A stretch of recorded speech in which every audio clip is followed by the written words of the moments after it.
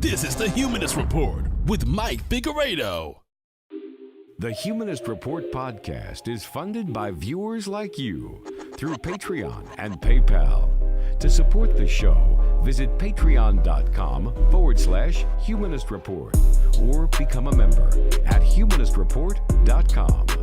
Now, enjoy the show. Welcome to the Humanist Report podcast. My name is Mike Figueredo, and this is episode 219 of the program. Today is Friday, November 22nd, and before we get started, I want to take some time to thank all of our newest Patreon, PayPal, and YouTube members, all of which signed up for the very first time to support us this week or increase their monthly pledge. And that includes Adam Prine, Brad Ham, Brandon, Chewy Treme, Claudette Cohen, Haba Ristra, Jeremy Friedman, Jordan Darrett, Kimberly Bettel Casey, Michelle McConnell, Ravi Yajnik, Teresa, Thomas Slife, Wasmers, and Zachary Fluke. So thank you so much to all of these kind individuals. If you'd also like to support the show and join the independent progressive media revolution, you can do so by going to humanistreport.com/support, patreon.com/humanist-report, or by clicking join underneath any one of our YouTube videos. As usual, we have a jam-packed episode. So what we have on the agenda for today's show is Joe Biden, who laughably suggested that marijuana is a gateway drug. He said this recently, not in 2010, but in 2019. We'll talk about Jen Uger's congressional run, Elizabeth Warren's triangulation on Medicare for All, Pete Buttigieg's disingenuous attempt to appeal to black voters in South Carolina, Bernie Sanders slams Donald Trump's endorsement of Israel's lawlessness. We'll talk about Fartgate, and on top of that, we'll talk about the conservative meltdown over Chick-fil-A. We'll talk about the Democratic Party primary debate. AOC describes the pressure that members of Congress feel to conform, and she'll also give us reasons why impeachment is good and why we should support impeachment. We'll talk about the Pete Buttigieg surge, along with Mark Cuban, who is another billionaire who's going to explain to us why capitalism is good and why we can't have nice things like Medicare for All. And finally, we will close the show by talking to 2020 congressional candidate Melanie Dorigo. So that's what we've got on the agenda for today's program. Hopefully you guys will enjoy the show. Let's go ahead and waste no time and get right to it. So, elitist Pete's presidential campaign was on the brink of death until the mainstream media wished a surge into existence, and then lo and behold, he started actually surging. It's almost like the mainstream media has way more influence than people realize. Now, at first, it was evident that they were overstating the surge. They were being overly hyperbolic. But after weeks of fawning coverage and nonstop praise, well, he now actually is surging. And it's to the point where I don't think we could ignore these numbers. This is pretty startling, actually. So, according to a CNN poll, he jumped to first place in Iowa and is now leading with 25%. That's 9 points ahead of the person in second place, and that's Elizabeth Warren. Now, it's not just Iowa, because in New Hampshire, he also jumped to first place there, and he's leading by 10 points, according to a St. Anselm College poll.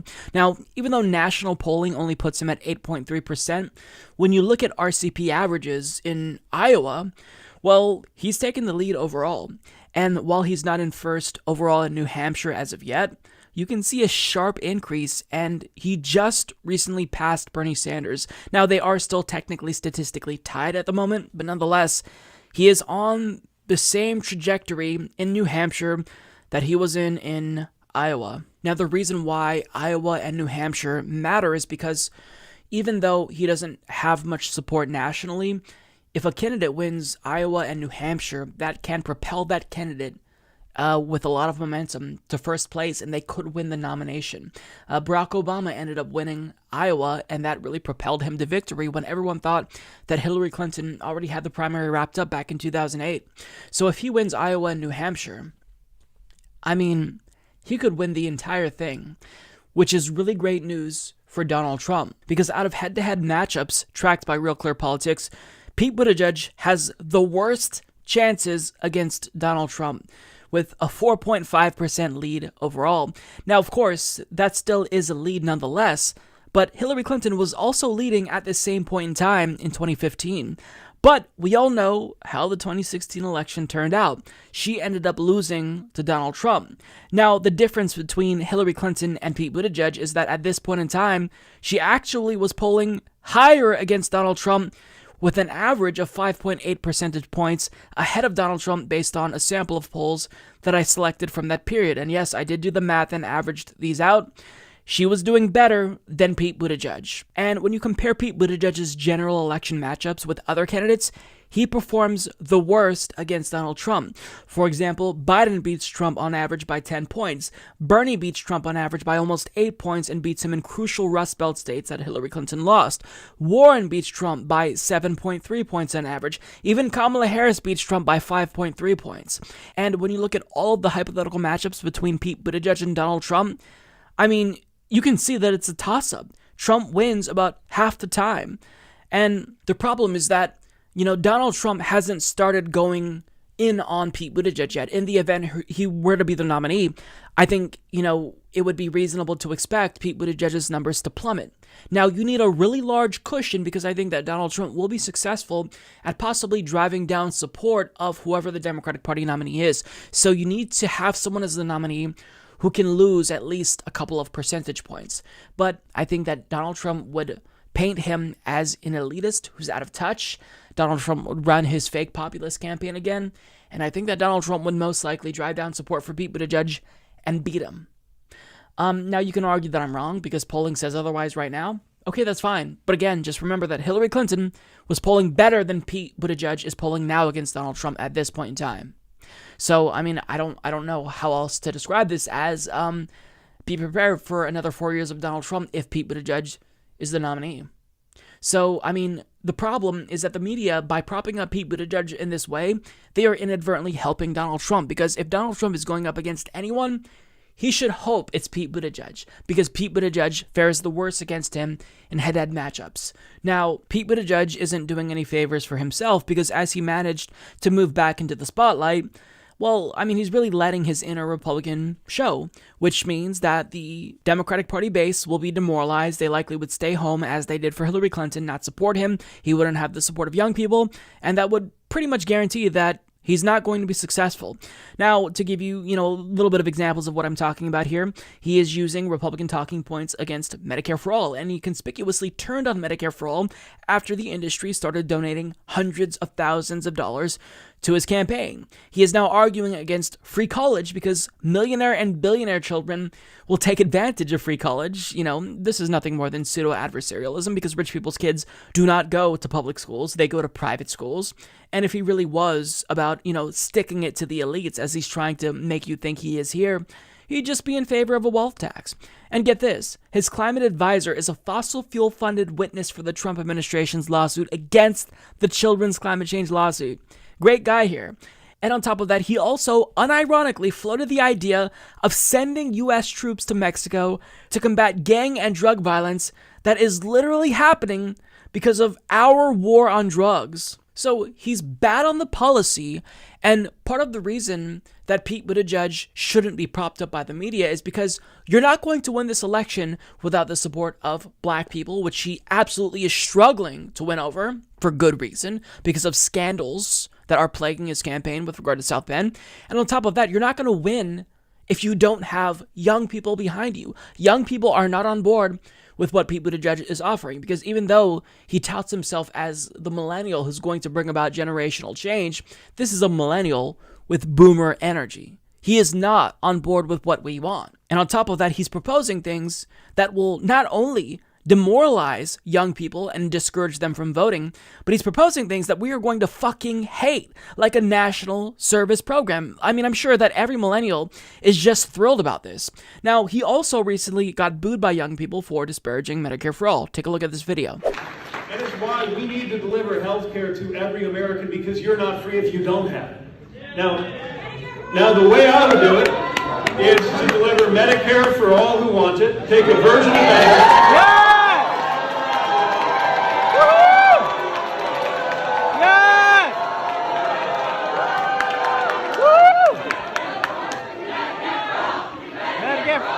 That was young people who was shouting him down, who was shouting Medicare for All at him. On top of that, when he thinks not very many people are watching, look at how condescending and dismissive he is to young people who are concerned about climate change. This is a video from the Sunrise Movement. Do you support the Green New Deal? Yeah, check out online so you can see how our idea of dealing with climate works. So that was just proposed. you can see my housing plan. I don't know about other people's, but you can read about mine. It was just proposed in Congress. Okay, well, I just proposed mine, so you can start with mine and then did compare. Read yours. Okay, do you think it matches up? I don't. Okay, well then I guess the answer is no. I don't think it's bold or comprehensive enough to deal with the crisis we face for our climate. Okay, I guess we don't agree. Thanks for coming. I guess we don't. So Pete Buttigieg is garbage, and you're not going to win without getting out that youth vote. You're not going to win without black people behind you, who are the most loyal constituency the Democratic Party has. Period. End of story. But the reason why Pete Buttigieg thinks he has a chance is because he has the most billionaire donors. There hasn't been a single candidate with as many billionaire donors as Pete Buttigieg, and he has done a number of fundraisers in the Hamptons with elites. So celebrities and billionaires love him. But if you don't have young people and black people behind you, you're not going to win. You will lose to Donald Trump, Pete Buttigieg. And no amount of cringeworthy high hopes dancing is going to get young people excited about you if you don't deliver on the policy substance. So Pete Buttigieg more and more is shifting to the right throughout the course of this primary after previously running as a progressive at the start. And this really isn't too surprising when you learn about his history, because there was recently a video that was uncovered of him praising the racist Tea Party movement because they were suddenly concerned about the quote-unquote direction the country was headed in once we elected a black president. I have to admit, as a Democrat, that many of my friends and supporters looked at me as if I was absolutely nuts when I suggested that I would be coming tonight to speak with a group that's often identified with the Tea Party. There's some, especially in my party, that the Tea Party is a wholly owned subsidiary of the Republican Party. But there are many others who believe that the Tea Party is motivated by real concerns about the direction of our government and the responsiveness of our government to citizens, and above all, the frustration with business as usual. So Pete Buttigieg is someone that we all should be concerned with, not just because, we wouldn't get a Bernie Sanders presidency, but because if we got a Pete Buttigieg Democratic Party nominee, Trump's going to win. I mean, that's obvious. That should be easy for everyone to see. Trump is going to win if he's the nominee. You don't have to believe me, but progressives very early on were talking about the viability and electability of someone like Hillary Clinton, who was a centrist. Now, I still thought that she was going to win against Donald Trump because Donald Trump was that incompetent, but I underestimated just how desperate people were and how demoralized some people were who didn't want to come out to vote, even if it meant defeating a fascist like Donald Trump. Pete Buttigieg is not going to win. And the worst part about Pete Buttigieg is that even if we manage to successfully defeat him in 2020, during the Democratic Party primary, that is, if he loses, he's going to be back every 4 to 8 years, and the mainstream media will continue to push him down our throats because he's a young person who they desperately want to be the first gay president. The New York Times was already coining him the first gay president, possibly back in 2016, before we even knew who he was nationally, before he even ran to be the DNC chairman. So this is someone who is going to be an influence on the Democratic Party for years to come, potentially, and he's a negative influence, and he's not looking out for anyone. He's looking out for himself. So this surge is something that really should concern everyone who wants to see change, who want to beat Donald Trump. Like, if we care about electability, then choosing a neoliberal elitist as a nominee is basically guaranteeing a Donald Trump victory. Now, it's going to be hard to defeat Donald Trump. I think he's beatable. I'm not going to underestimate him like I did back in 2016. But we need to make sure that we nominate the best candidate, the most electable candidate. And the candidate who's most electable is going to be someone who goes after non-voters, people who've stayed home, people who are young, who are getting out to vote for the first time, who are excited to come out. And that person is Bernie Sanders. So Pete Buttigieg, as I see him surge, I'm watching in horror because not only is he bad for the Democratic Party, again, the dude's going to lose to Trump. So if you're a Pete Buttigieg supporter, think long and hard about your decision to support him because this elitist is going to get crushed by Donald Trump. And I don't want to have to say I told you so, but you should have learned the lesson that 2016 taught us. And if you still haven't learned that lesson, that electing a neoliberal centrist isn't going to get people excited, regardless if we're making history, regardless if, it's the first gay president, that's not going to do it. That's not going to excite people. We need someone who's going to deliver on policy. Pete Buttigieg, his centrism, those days are gone. We're moving on past centrism and triangulation. It's precisely what will facilitate a second term for Donald Trump and a permanent capture of the Supreme Court. I mean, if Trump appoints 1 or 2 more justices, kiss all your civil rights and civil liberties goodbye. So, people who are voting for Pete Buttigieg, you're playing with fire. So, I want to talk about a new scandal with regard to Mayor Pete's campaign that I'm sure will have absolutely zero impact on his electoral chances, because currently he is, in fact, surging.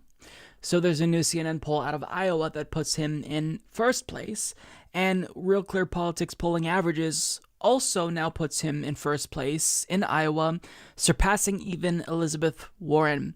Now, this surge is happening because this is a candidate whose campaign has been propped up by the mainstream media. He is a fabrication of corporate media who already deemed him the golden boy before he even decided to run for president. Like back in 2016, the New York Times had already written articles about him being the first gay president. And since he entered the race, CNN and MSNBC have given him non-stop praise, running segments comparing him to Obama and effectively making his surge a self-fulfilling prophecy. And the reason why I say that this is a self-fulfilling prophecy is because there's something known as the bandwagon effect, right?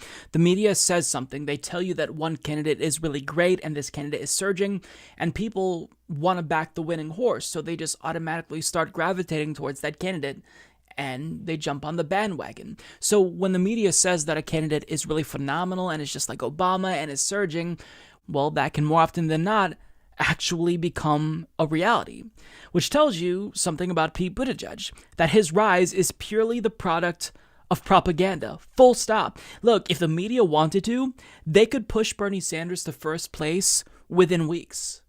It's entirely up to them. They have that much power. Right? They can make a candidate like Donald Trump, for example, completely legitimate by propping him up and covering him nonstop and giving him $2 billion worth of free advertising.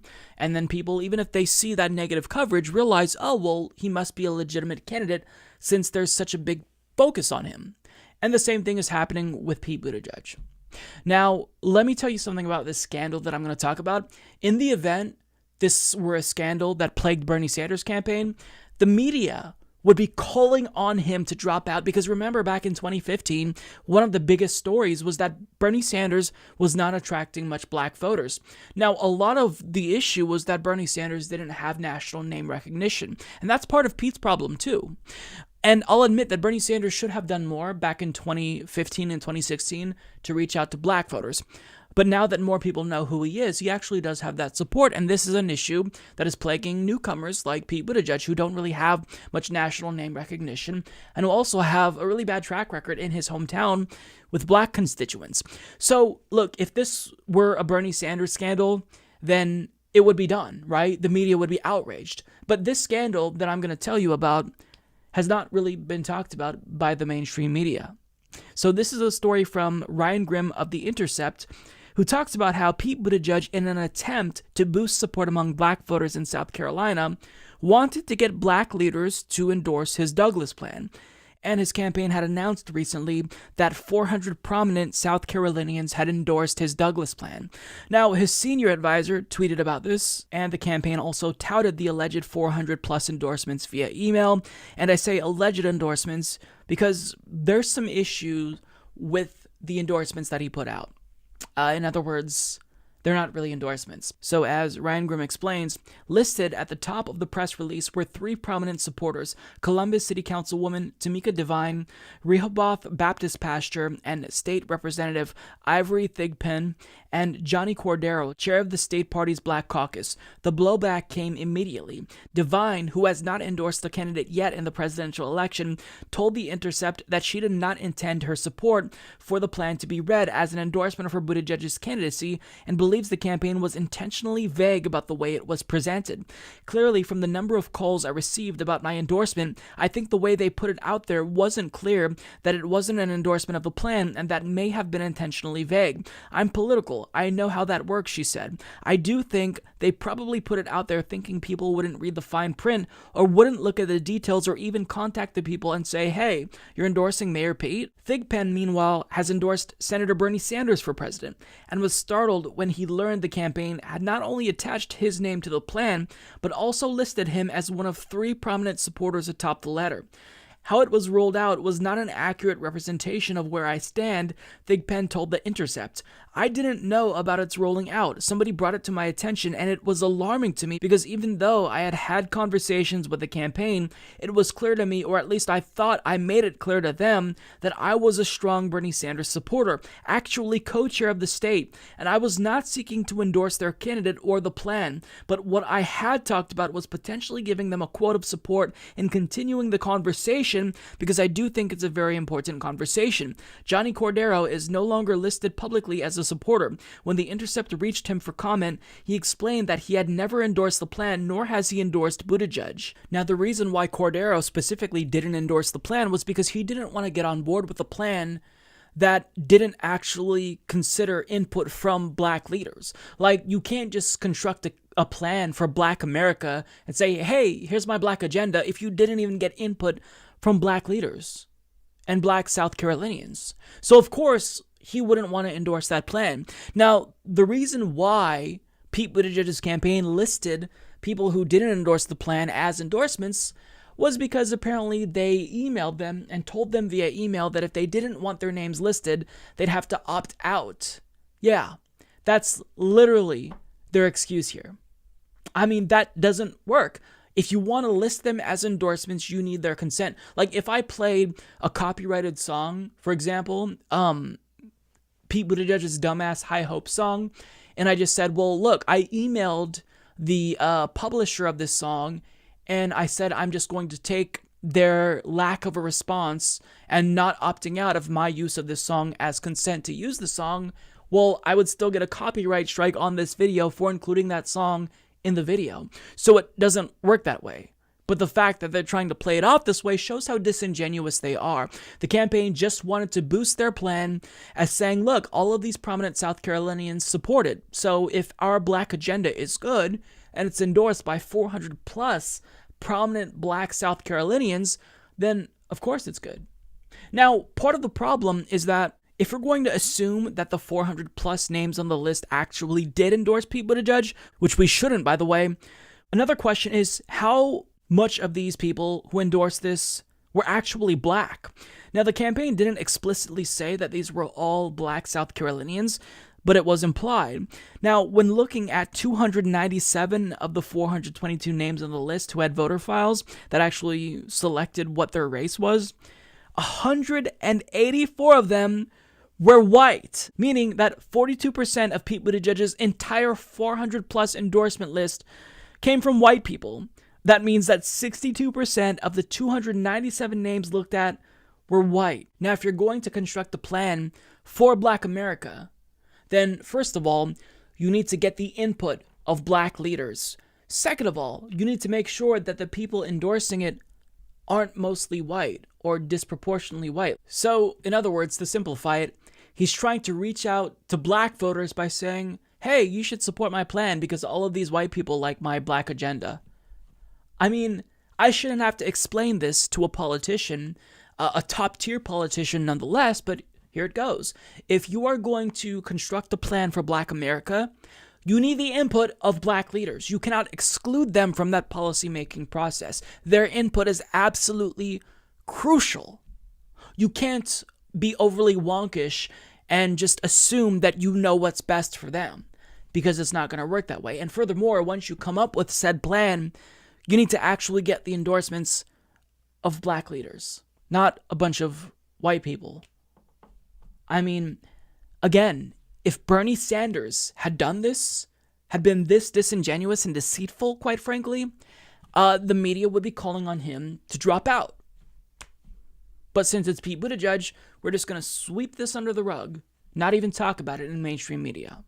And that's not all, because Ryan Grimm tweeted that Pete Buttigieg's campaign used a stock photo of a Kenyan woman for his Douglas plan. Yeah. Which Ilhan Omar responded saying this is not okay or necessary with a facepalm emoji. I mean, Pete Buttigieg is an absolute joke, and the fact that he has managed to get back into, the first place, one of 4 candidates who could very well win the Iowa caucus, it just shows you the dismal state of affairs in American politics, largely due to propaganda from the mainstream media. They absolutely love and adore Pete Buttigieg. They love him. So it doesn't matter what he does. They choose what to cover and what not to cover. They're the filter that determines what you get to see. So if they don't think this is a big story, if they don't think this shows how tone deaf he is in his attempt to reach out to black voters after formally insinuating that they're homophobic for not supporting him in South Carolina, well, they're just going to not talk about this. Sweep it under the rug. I mean, it's ridiculous. Pete Buttigieg is not a serious candidate, and he should be polling near the bottom because he's one of the worst in this race.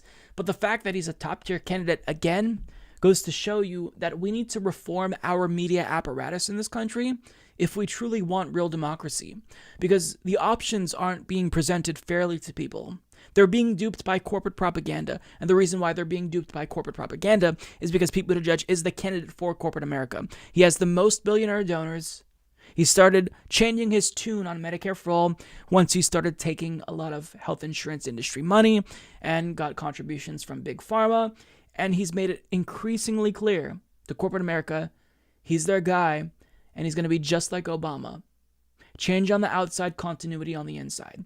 So Pete Buttigieg is someone who you need to educate people about, because if you know someone who just watches mainstream media and they're in that MSNBC bubble, they may not know how awful Pete Buttigieg is. So we have to do better as progressives at educating fellow liberals in our family and let them know that this person isn't just a bad candidate, but he's potentially dangerous because he is a liability in a general against Donald Trump.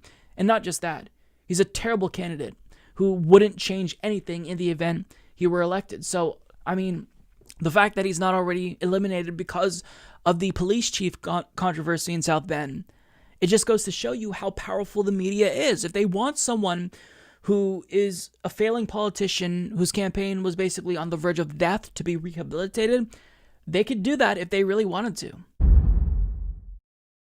Donald Trump, who, let me remind you, ran as the law and order candidate, is now explicitly endorsing lawlessness, at least at the international level, because his administration has essentially declared that Israel is above the law, because all of the illegal settlements that they've been building and continue to build in the West Bank aren't actually illegal according to the United States, in spite of what international law says.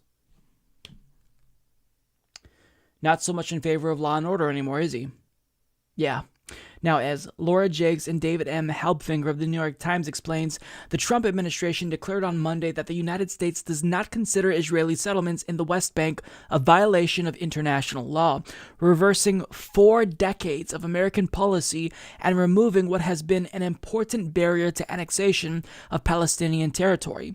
The announcement by Secretary of State Mike Pompeo was the latest political gift from the Trump administration to Prime Minister Benjamin Netanyahu, who has vowed in 2 elections this year to push for annexation of the West Bank. His chief opponent, Benny Gantz, has until Wednesday night to gather a majority in Israel's parliament, or he will relinquish his chance to form a new government, raising the prospect of a 3rd round of elections.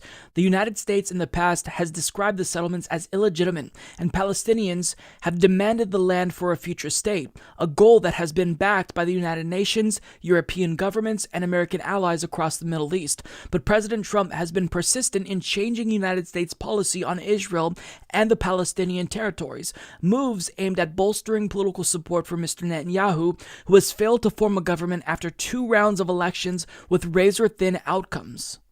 So according to Donald Trump's administration and now the U.S. government, it is our official position to view Israel's settlements that they are building and continue to build in the West Bank as perfectly legally legitimate.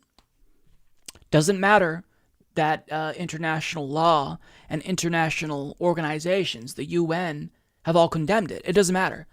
We're saying it's fine, so it's fine. Now, let me remind you that Donald Trump also moved the U.S. Embassy from Tel Aviv to Jerusalem.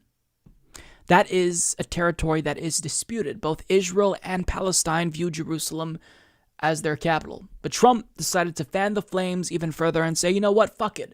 I don't actually want a two-state solution. Let's just go ahead and draw a line in the sand right here. We're with Israel. Fuck the Palestinians. That's what his stance towards this issue has been. And it's absolutely disgusting. Also, what he's trying to do here is, in the event there is a third election that's called, if Benny Gantz can't actually form a government, he's giving Netanyahu a political gift. He's allowing Netanyahu to say, look at all the things that I've managed to accomplish as prime minister. I got the U.S. president to not only move the U.S. embassy from Tel Aviv to Jerusalem, recognizing Jerusalem as our rightful capital, but on top of that, he is going to allow us to build more settlements with no condemnation. In fact, he's saying that they're legal in spite of what international law says. The other party can't deliver that for you, but I can. That's what Donald Trump is trying to do. It's sickening. Now, what this is Donald Trump throwing red meat to his base in the process, because we all know he's going to brag about him being an ally to Israel, and he's going to hope that this helps him politically.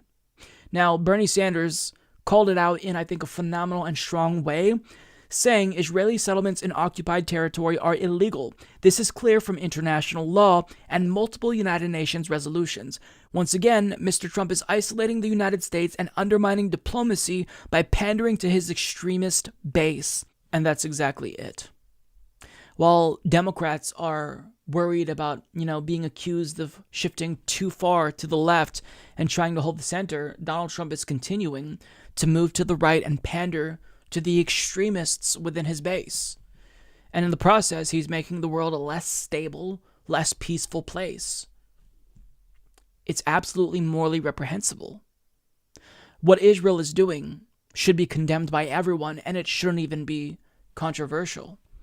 But now, the official position of the U.S. government, because of Donald Trump, is that Israel can just straight up take Palestinian land, and there's nothing anyone else can say or do about it. Because on the UN, we can throw our weight around. We can stop other countries from trying to push back, because we have veto power. I don't know what to say about this, but, it's sickening. So Bernie Sanders, time and again, has consistently showed that he is the best on this particular issue. Now, when I say the best, don't confuse that for saying that he's perfect, because I've been critical of Bernie Sanders as well. In fact, I tweeted about him just last week because I wanted to persuade him to not both sides the situation, because we need to recognize that when it comes to Israel-Palestine, there is a power imbalance here, and we have to acknowledge that. Like, the onus for peace is on Israel. They can end the occupation and end this dispute once and for all. But, in spite of my criticisms of Bernie Sanders, no other 2020 candidate has spoken out as forcefully against Israel. Bernie's the best on this issue, because Bernie is not afraid to actually call out Israel and call Netanyahu the racist that he is. They sling around words like anti-Semitic if you criticize Israel, but nobody's willing to call out Israel for their racist apartheid state. Bernie Sanders has. Now, again, not perfect on this issue by any stretch of the imagination, but a lot better than everyone else who's running for president. And on top of that, he actually is best suited to get peace in the Middle East because he is Jewish, right? Nobody can accuse him, legitimately so, of being anti-Semitic for criticizing Israel. So if peace is going to come, Bernie Sanders can potentially be an ally in facilitating peace. But we do have to push Bernie Sanders to be open to the idea of a one-state solution and acknowledge the reality of, the fact that the two-state solution is probably just dead at this point. I mean, it's a nice little talking point that people like to use. It's a nice little fence-sitting position. But unless we really start talking about a one-state solution with equal rights for Palestinians, we're not serious about peace in the Middle East. That's just a fact. It's a sad fact of the situation. But, I mean, overall, to get back to Donald Trump, we have to vote him out because this is absolutely disgusting. No country is above the law. No country should be condoning another country's lawlessness, because if you think that it's okay for Israel to violate the law, then that basically opens the door to other countries who are not our allies violating the law. Think Russia, think China, think North Korea. So if you actually believe in international law, you have to acknowledge that it is universally applicable. It applies to every single country in the world, not just some countries, sometimes for some laws. It is universal. So if you're not going to respect that, then you're not the law and order person you said you were. So it's funny how, like, just 3 years into his presidency, he's already abandoned that facade of law and order, which we all know he talked about only because he wanted to stop immigrants from entering the country, because if you have laws, you want to follow them, but only the laws that he likes, of course. And when it comes to international laws, I mean, I'm sure he doesn't even accept their legitimacy or acknowledge that they are a thing, right? He's criticized the Geneva Convention. The man's an idiot. The man is disgusting. He has no moral core, and we have to beat him in 2020 to stop the madness, to stop the international and domestic instability that he has brought with him and his administration. I know that I am super late to the party with regard to this particular subject, and I'm sure that most of the excitement has already dissipated. Nonetheless, I still want to talk about this because this is a potential game changer. So as many of you know by now, Cenk Uygur of TYT announced that he is in fact running for Congress to represent California's 25th congressional district. So this is what he said after he made it official. I will be running for Congress in California's 25th district. I'm going to represent those people in a way that they have not seen before. I will not be a standard politician. I will fight for them. I'm gonna fight to get money out of politics, and I'm gonna call it like it is. You know what campaign donations are from big corporations and lobbyists? Bribes. They're bribes when Republicans take them. They're also bribes when Democrats take them. I'm not gonna take any of that, and I'm gonna fight to get you guys higher wages and to get you health care that your family needs. And my district at this point is literally on fire, okay? And we have got to fix all of this, and a standard politician ain't gonna do it. Yeah, that is incredibly exciting, and let me just say, this could be huge. The influence that he would have in Congress, I mean, it can't be overstated. This could actually change national discourse for the better, just with him being in Congress, because we need someone who's going to aggressively confront his colleagues to their faces, both in the Democratic Party and Republican Party, and call them out for using corporate talking points if they don't support Medicare for all. We need someone like Cenk who's not afraid to connect the dots between them and their corporate donors. Like, we need someone who's actually going to fight. And Cenk Uygur, over the years, agree or disagree with him on a number of subjects, he's demonstrated that he would in fact be aggressive and loud in the event he were a member of Congress, and he reiterated that in his announcement. Now, people are responding incredibly positively to this because just within that first 24 hours of his announcement, 1,200 people signed up to volunteer, and he raised almost $300,000 by day 2 from just 10,000 small individual donors. So I think that people realize that there is a tremendous amount of value in Cenk Uygur being a member of Congress. And for him to actually run and win, I mean, can you imagine the response? The establishment would in fact loathe him. They're already backing his opponent in that district, but the establishment would hate him. The Democratic Party would hate him. He would call out Nancy Pelosi. He's been incredibly critical of her. Fox News would focus on him, and as a result, kind of turn him into this media sensation in the same way that they did with AOC. But, you know, the problem with that is Cenk Uygur isn't really like AOC in the sense that he tends to focus on issues like money and politics that are incredibly popular. Like, these are issues that are nonpartisan issues. Both Republicans and Democrats, they believe that money is a corrupting influence in politics. And the way that Cenk Uygur kind of explains how money has corrupted the political process is brilliant, right? The way he articulates that specifically is important. And he explains how, look, if you want the Soros money out, then let's get the Koch money out too. Let's get all the billionaire money and all the money out of politics, generally speaking. So there is immense value in that. And him being in Congress would be amazing. So I chipped in $10 because I think that we need people like him fighting for us. And you know, it goes without saying, I don't agree with Cenk Uygur on everything. Him and I disagree on Russiagate. I angrily tweeted at him before, admittedly, when he covered the gay baker case. I thought that he was a little bit too kind to the homophobic baker because he said, well, you know, maybe this baker is just principled. He also doesn't do alcohol cakes as well as gay wedding cakes. So I've criticized him before.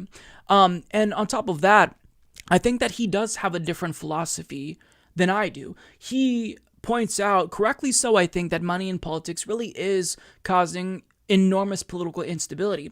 But I don't actually think that money in politics is the root to all evil. I think that capitalism ultimately is the lowest common denominator. It's like a virus, and as a virus would, it corrupted the political process. It turned it into a money-making venture, and it doesn't just corrupt healthcare and education, it corrupts electoral politics as well. So the reason why money in politics is an issue is because we live in a capitalist system where we commodify everything, including politics. But I don't have to align with Cenk on every single issue. He doesn't have to be a democratic socialist to get my endorsement. I want someone who's going to fight for the same policies that I believe in. Now, I have no doubt that Cenk Uygur would do just that. And that's why, if he were to get elected, I would be ecstatic. Because this is, again, someone that we need in Congress because we need aggressive people. AOC has explained that it is really difficult once you arrive in Congress because there's immense pressure to conform. Cenk Uygur doesn't need to conform. He already has a job at TYT. But what would make him even more effective is no other member of Congress has a gigantic media apparatus like the Young Turks. So in the event he's pushing for a particular legislative agenda, he can then go on the Young Turks and talk about how there are members of Congress who are not pushing for this because they're bankrolled by a specific industry. And it would be incredibly successful. And more importantly, he speaks out against leadership in a way that other people won't speak out against leadership.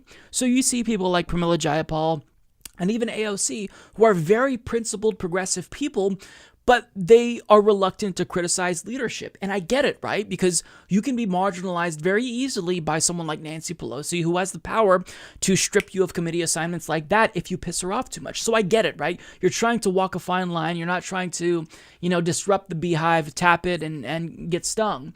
But Cenk Uygur doesn't give a shit. And that's what we need. We need someone who doesn't have a single fuck to give, who will get in there and be a fucking wrecking ball.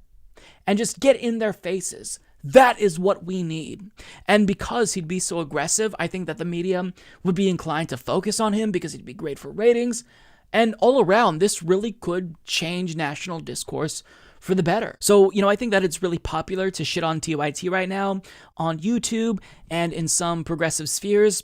But the fact of the matter is, if you truly are progressive and you want to get these policies passed, you need someone who's going to be relentless, who's going to be an attack dog and crack skulls. That's what's lacking in the progressive movement. We need someone to bully people effectively into passing policies. And if they don't, then I want them to worry about the wrath of Cenk, yelling at them and screaming at them for being corrupt if they don't vote for Medicare for all, for example. So having a Cenk Uygur in Congress during a Bernie Sanders presidency, can you imagine the amount of change that we can push through in a really short span? Like, this is what we need right now. And by the way, before I, get any controversy, I'm not endorsing bullying. I'm just saying we need someone like Cenk to be aggressive and bully the bullies, essentially. Get these corporate clowns to realize that there is going to be ramifications if they choose to keep being complicit as people die without healthcare. If they are going to allow us to have zero purchasing power as millennials because they don't want to do shit with regard to student loan debt cancellation and relief. So we need someone like Cenk. And the fact that he's running is incredibly encouraging. And the response shows that there is a desire, there's a demand for this type of progressive. Someone who is going to get in your face and scream at you potentially if you don't acquiesce. It's exactly what we need. And it's exactly what the Democratic Party establishment is not going to want. Now, they're already backing his opponent. This is kind of an open field. I believe that George Papadopoulos is running. Mike Cernovich is running as well, who is basically alt-light or alt-right. I don't know what he is, but the dude is a clown. But Cenk Uygur has a phenomenal chance, and I would encourage everyone who is wanting policies that are progressive to be passed to back him. Because, I mean, I've already said everything. We need someone who's going to be in your face in Congress if you're not going to serve the people. And Cenk will serve the people. So, yeah, I'm all for it. Cenk 2020. So a couple of weeks ago on the program, we talked about Elizabeth Warren's financing plan for Medicare for All, and I think that you all know by now that I'm not too happy with it.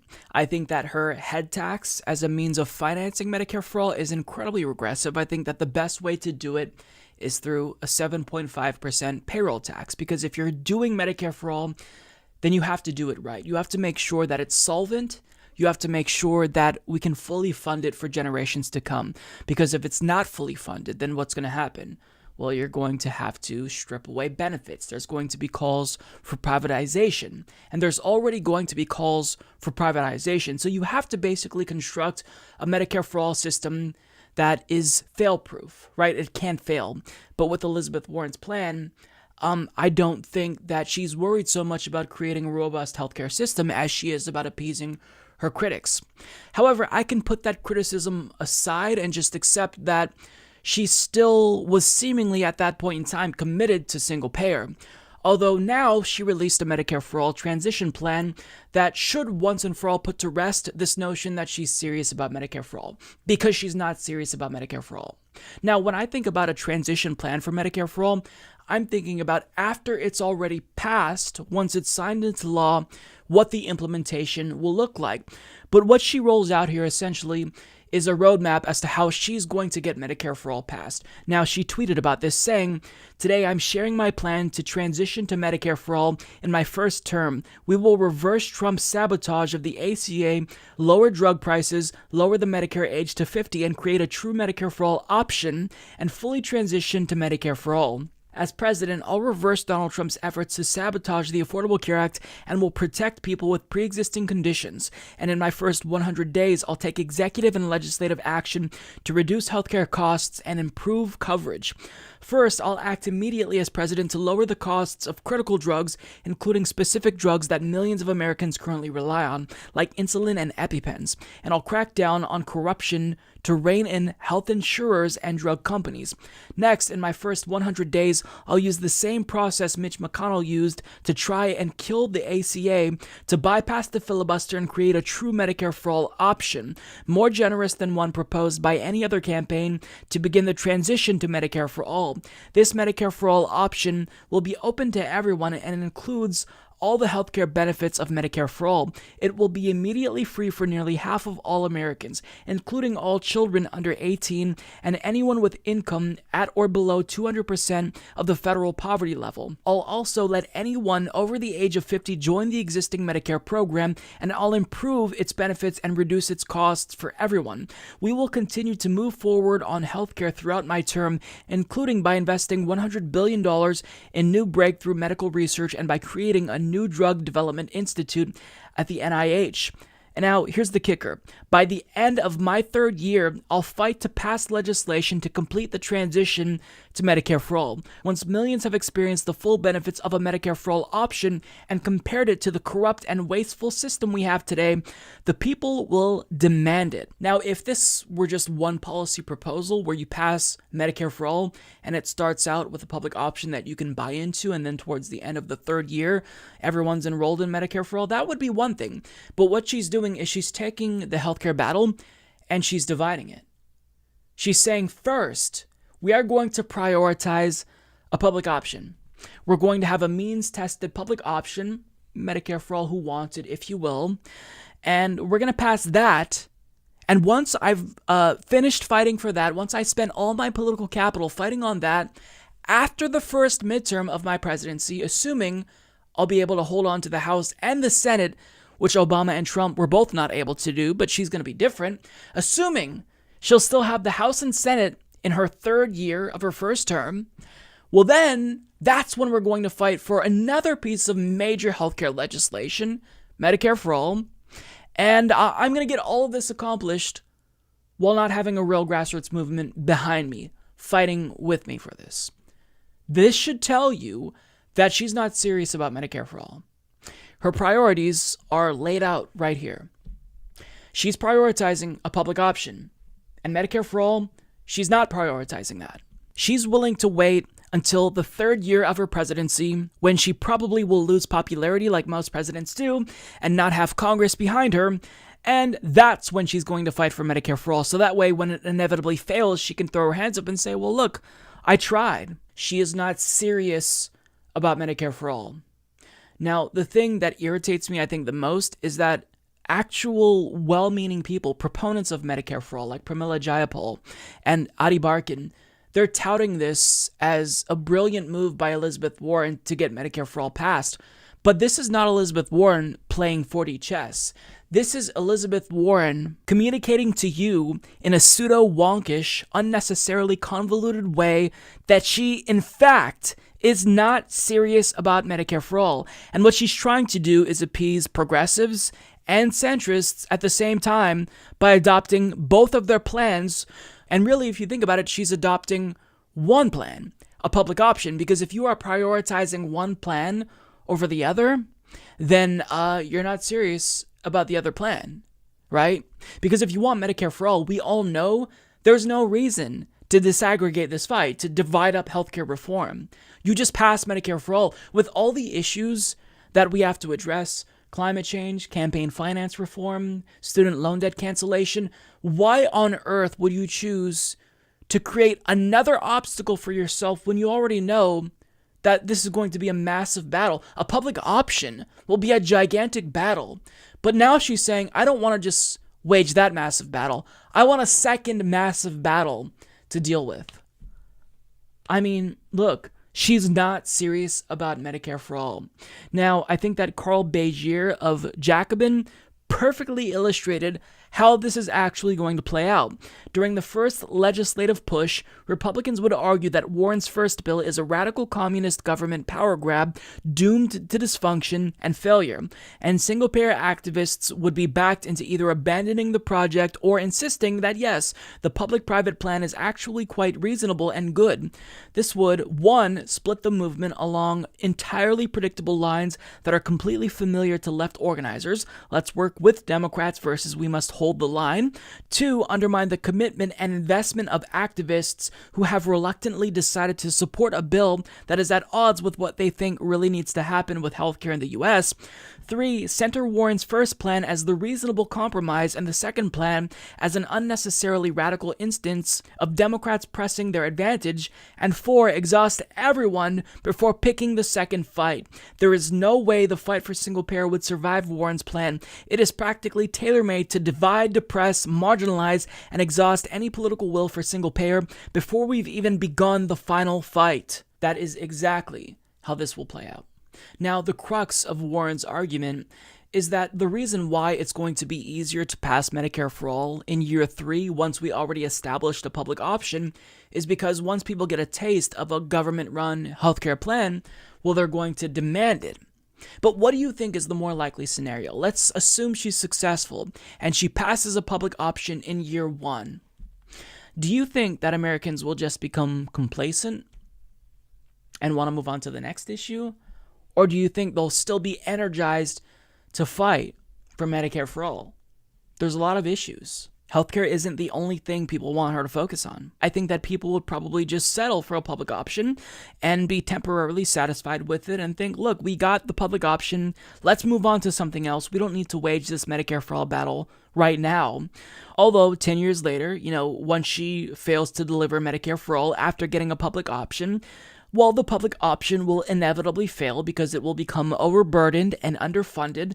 And when we start talking about healthcare reform again, centrists and Republicans will point to Elizabeth Warren's public option as proof that government-run healthcare just doesn't work. And then actually codifying Medicare for all into law will be that much more difficult to achieve. So what she's trying to do, cleverly so I think, is she's hiding the fact that she's triangulating by cloaking her plan in technocratic language. But when you remove all the fluff away, what remains is the fact that she's not prioritizing Medicare for all. She's prioritizing a public option.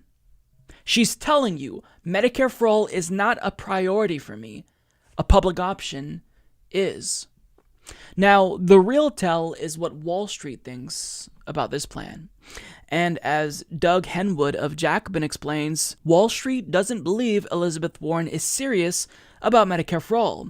And he asks, is Elizabeth Warren's Medicare for All phase-in plan a shrewd, realistic, tactical move to win a public health system, or a bait and switch to play to Medicare for All's popularity without actually fighting for it? Wall Street thinks it's the latter. Now, he goes on to explain how a report from Barclays analyst Stephen Valiquette views her plan as a significant change in tone, and he writes, healthcare stocks rallied on the release of Warren's plan, meaning that Wall Street, which isn't always right but does have some skill in decoding political bullshit, sees her plan as political bullshit. Additionally, Barclays estimates a Warren-style buy-in would boost Humana's earnings per share, EPS, by 50 cents. That's not a massive windfall given current EPS of just under $19, but it is a step in the wrong direction, since companies like Humana need to be put out of business as a serious Medicare for All plan would do. So, Wall Street, who has the most to lose from a single-payer system, isn't worried about Elizabeth Warren. That should tell you a lot. That should tell you everything you need to know. Because candidates who support a public option, they're doing it because they want to make sure that we can keep that private insurance system intact. Which means that you don't believe that healthcare should be about the delivery of healthcare. You think that there should be a profit motive, which means that you're not serious about the decommodification of healthcare. Now, I want to share another argument. This is from Ryan Cooper of The Week, who explains how it's really important to not compromise before negotiations even begin. He writes, instead of worrying about the McKinsey mayor, Warren ought to worry more about alienating Sanders supporters and dedicated healthcare activists who have sunk enormous political capital into Medicare for All as a rallying point and have been repeatedly betrayed by the Democratic establishment. It may be necessary to accept half a loaf in the negotiation stage, but only then, and only because moderates wouldn't accept anything better. Retreat and hesitation before a single primary election has been held signals a lack of commitment. Warren should have stuck to her guns, but she didn't. She didn't stick to her guns. But someone who is going to stick to their guns is Bernie Sanders, who tweeted this out after she released her so-called transition plan to Medicare for All. In my first week as president, we will introduce Medicare for All legislation. And there you have it. If you support Medicare for All, then you pass Medicare for All. You don't pass a public option first, you pass Medicare for All. There's no path to Medicare for All other than passing it and signing it into law. Bernie Sanders stands alone here in being the only candidate who actually wants to fully decommodify healthcare in the United States of America. So the false equivalencies between Elizabeth Warren and Bernie Sanders need to stop. He's the one candidate who is serious about Medicare for All. She can support it in rhetoric. She can be a phenomenal ally on the debate stage when she's teaming up with Bernie Sanders to argue about single payer versus, a multi-payer system with centrists. But let's be real. Elizabeth Warren is not serious about Medicare for All. And in the event she becomes president, I don't believe we are going to get Medicare for All. I would be surprised if she even fought for Medicare for All. Bernie Sanders is the only candidate who's proposing a true single-payer system that I know will fight for it. Other people are not serious about it. You can get Tulsi Gabbard's single-payer plus, I guess the plus signifies plus private, which means it's multi-payer, where she's basically creating a plan that sounds like a two-tiered system, which is garbage. You need to take the profit motive out. Or Elizabeth Warren, who will pay you lip service and say she supports Medicare for All, but she's not going to prioritize it. I mean, look, if you truly believe in Medicare for All, if you want people to stop dying and going bankrupt, if you want a healthcare system that strips out that profit motive and gets rid of private insurance, there's one candidate who has made it crystal clear they're going to fight for it. It's Bernie Sanders. And if you're not going to prioritize that on day one, then you're going to put it on the back burner and it's not going to pass. So Elizabeth Warren is no Bernie Sanders. And I think to call Elizabeth Warren Diet Bernie Sanders, I think that's giving her too much credit as well. She's not even Diet Bernie Sanders, right? She is a fairly left-leaning Democrat in the Senate comparatively, But she's nowhere near Bernie Sanders, domestically and on foreign affairs. On domestic policy, she doesn't believe in 100% student loan debt cancellation. She doesn't believe in medical debt cancellation. On foreign policy, she's atrocious. It's Bernie Sanders. Rally behind Bernie Sanders if you actually want someone who will bring about structural change in this country. Because Elizabeth Warren isn't going to do it. And I think she's made that clear throughout the course of this primary. It's no secret that Joe Biden is out of touch. I think that even his own supporters know that he's out of touch, but they're still supporting him regardless because they think that he's more electable against Donald Trump, which is laughable. But I mean, it's no secret that he's not progressive, right? To put it charitably. But I think that a lot of us underestimate how out of touch he really is. Like, he made a comment about marijuana legalization not in 1999, not in 2010 or 2014, but in 2019. That sounds like something a politician from back then would have said. So this is what he had to say about the legalization of marijuana on a federal level. According to The Hill's Owen Doherty, speaking at a town hall in Las Vegas on Saturday, the 2020 Democratic presidential candidate said whether the U.S. should legalize cannabis on a federal level is still up for debate as far as he's concerned. The truth of the matter is there's not nearly been enough evidence that has been acquired as to whether or not it is a gateway drug, Biden said, according to Business Insider. It's a debate, and I want a lot more before I legalize it nationally. I want to make sure we know a lot more about the science behind it. Biden, as he has throughout his time on the campaign trail, said he supports medical marijuana and insisted possession of the substance should not be a crime. But he also said Saturday that he thinks the decision to legalize marijuana should be left up to individual states. Again, I want to remind you, he said this recently. Like, this sounds like a quote from a Democrat or Republican like half a decade ago. This is just downright embarrassing. To still suggest that cannabis is a gateway drug, at this point, with the amount of evidence we have, I don't think it's unkind for me to call you an idiot. I think it's just accurate. This is a very stupid thing to say. Marijuana is not a gateway drug. Marijuana is not addictive. Marijuana has not killed anybody. Alcohol has, on the other hand. We still keep that legal. I mean, how long is it going to take until people realize that prohibition does not work? Prohibition never works. That's why we made alcohol legal. It's why marijuana legalization in the states that it has happened in has been incredibly successful. And being from a state that has legal weed, I can assure you, we're not going, out of our way to acquire meth. Now, we're not graduating onto harder drugs. Nobody's doing that. In fact, in, I believe, Colorado, marijuana use among young people has actually decreased. So there's been nothing but positive effects. And on top of that, we're raising tax revenue that we are funneling to schools and local projects. But yet Joe Biden says, you know what, we'll just leave that up to the states. Okay, well, doesn't it not make sense that we're still locking people in jail in some states for something that is harmless?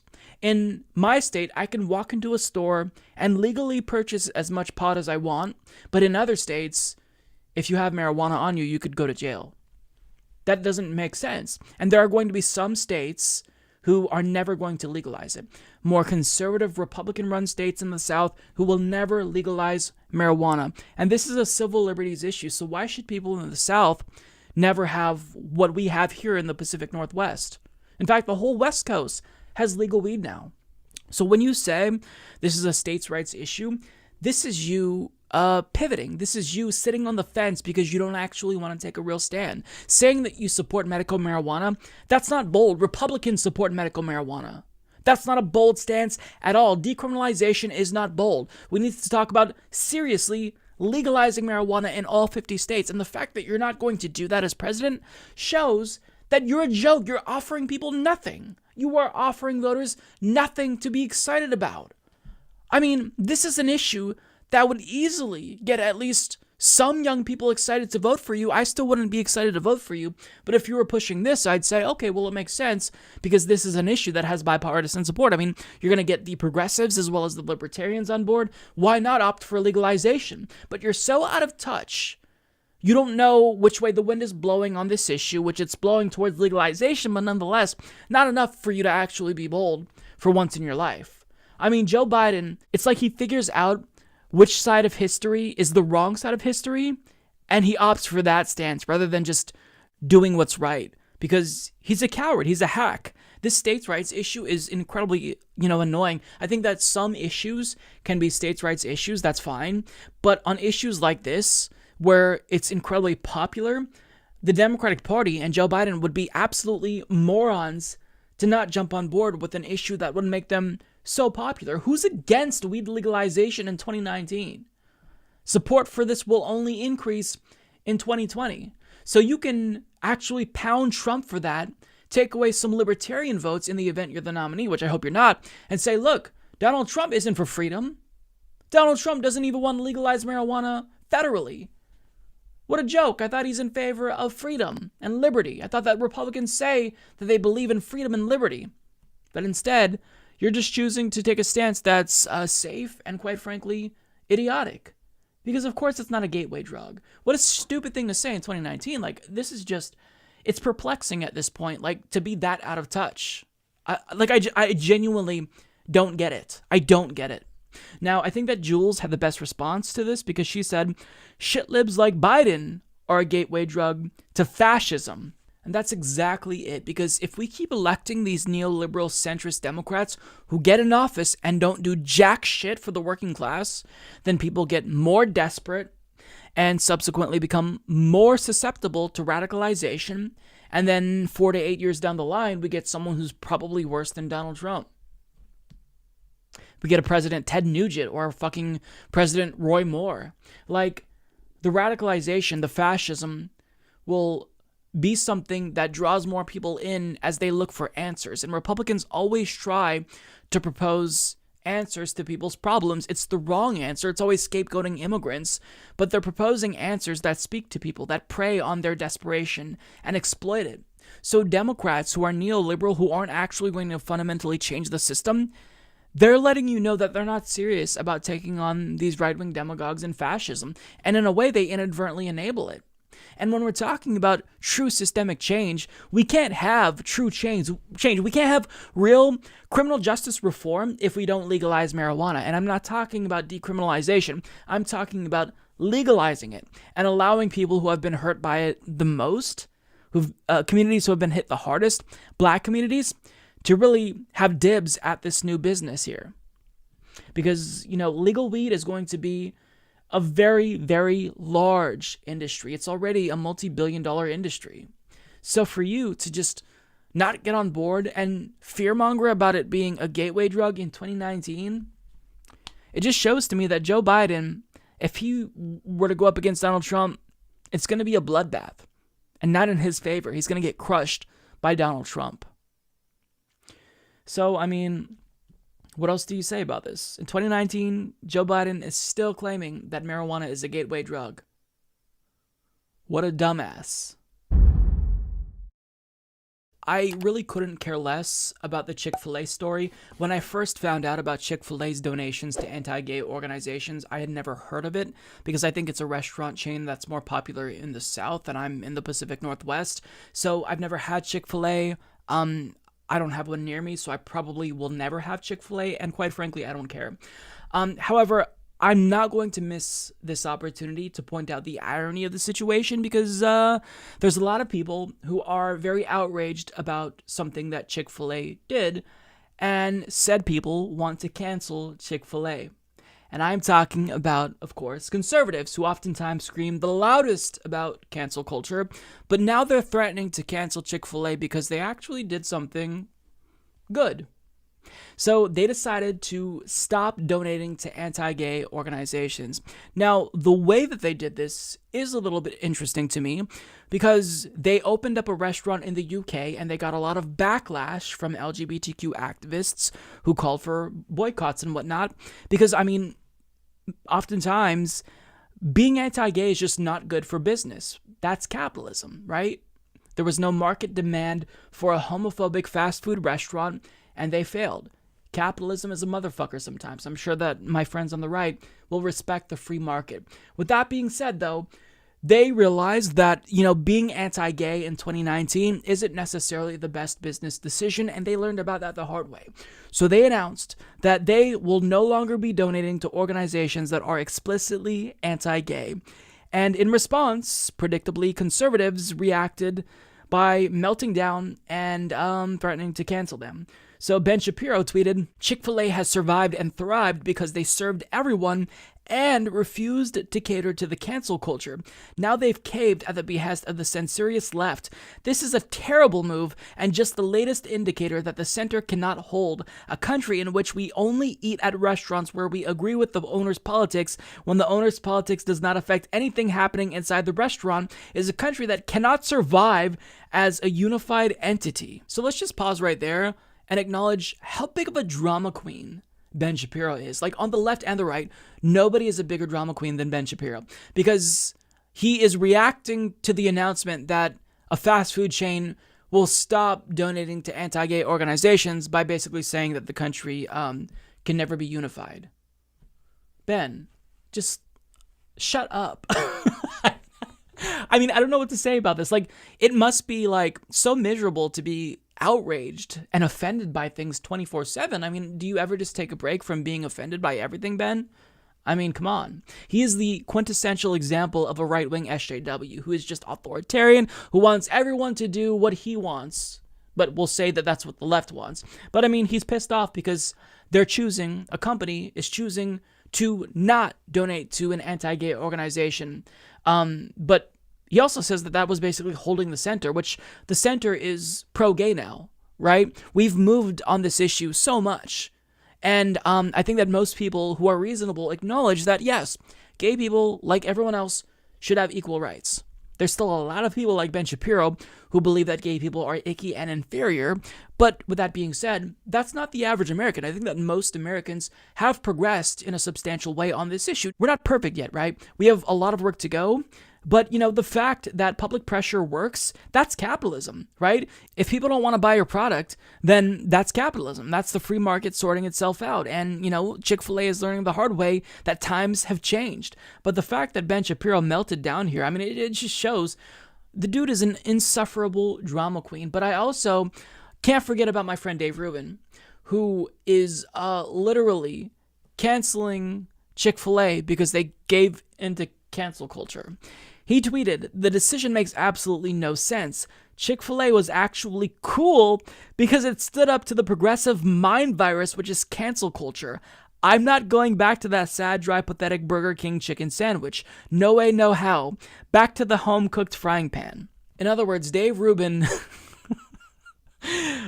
a gay man who's a dumbass, is angry that they're not going to be donating to anti-gay organizations and they succumbed to cancel culture. So to punish them, he's going to cancel them. High-level important ideas. This really is the stupidest timeline imaginable. And if Dave Rubin continues on this trajectory, next week he's going to come out against gay marriage. And by next year, he'll renounce his homosexuality and marry a woman or something like that. That's the trajectory that he's on.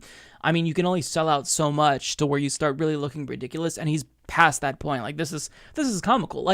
They're donating to people, organizations that are against people like him. He's also posted pictures of him eating at Chick-fil-A because, to trigger the libs, because that's edgy.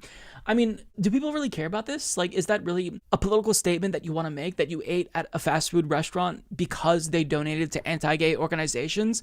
It's really not a statement that you want to make, and it's certainly not one you want to make if you're literally gay. But I mean, this is American politics in 2019, where everything is completely stupid and idiotic, and Dave Rubin is the perfect representation of modern American political politics. But he's not the only person who is joining the cancel culture bandwagon against Chick-fil-A, because Ally Beth Stuckey, who is getting so good at comedy that she's making lefties nervous, according to Paul Joseph Watson.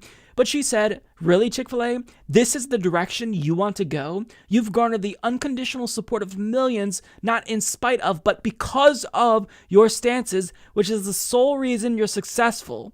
Idiocy. Bye. Oh, so you're canceling them? Wow. You know what? I think it's time that we talk about cancel culture and how it's gone too far.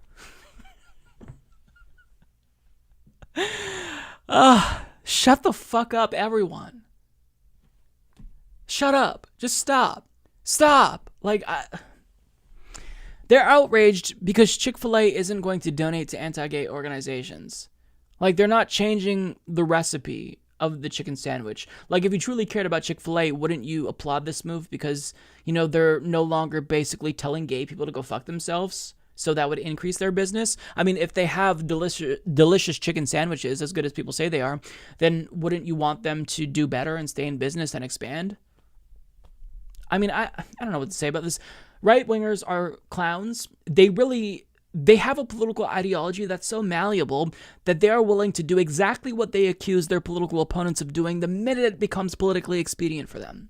So you can rail against cancel culture every single day and denounce SJWism, but the minute something happens that makes you feel offended, well, all of a sudden you turn into an SJW yourself. Just shut the fuck up. Stop being such a big fucking baby. They've stopped donating to anti-gay organizations.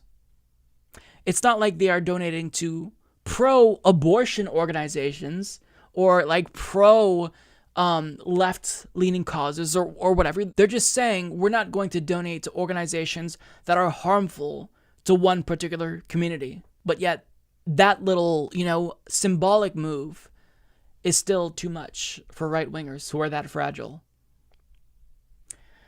Whatever, snowflakes. Here we are. The 12-year-old in me isn't going to let me pass this up because the world of politics and flatulence has collided in a way that none of us expected. Chris, so far, the evidence is uncontradicted that the president used taxpayer dollars to ask the Ukrainians to help him cheat an election. And the complaint that I've heard from Republicans all last week...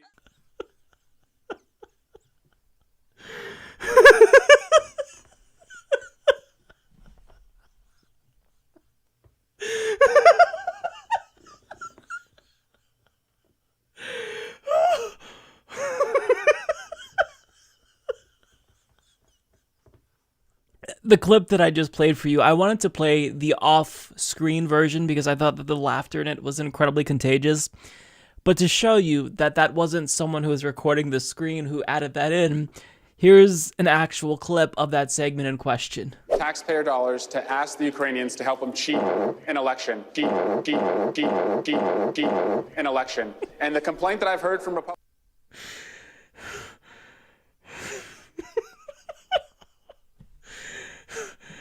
I want to watch it one more time.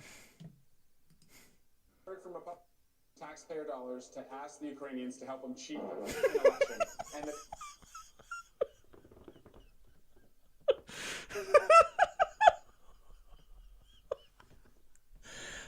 I've heard from taxpayer dollars to ask the Ukrainians to help them cheat an election. And the complaint that I've heard... The quality of the Humanist Report has gone downhill over the years, and this kind of just is like the lowest point in the show's history. But I will say, at first, I thought that it was Chris Matthews, but now I'm pretty certain that it's Eric Swalwell who did it, because, he pauses, the fart is let out, and then he continues talking. If you look at the way... Taxpayer dollars to ask the Ukrainians to help them cheat an election. Yeah, he pushes, right? So it's him.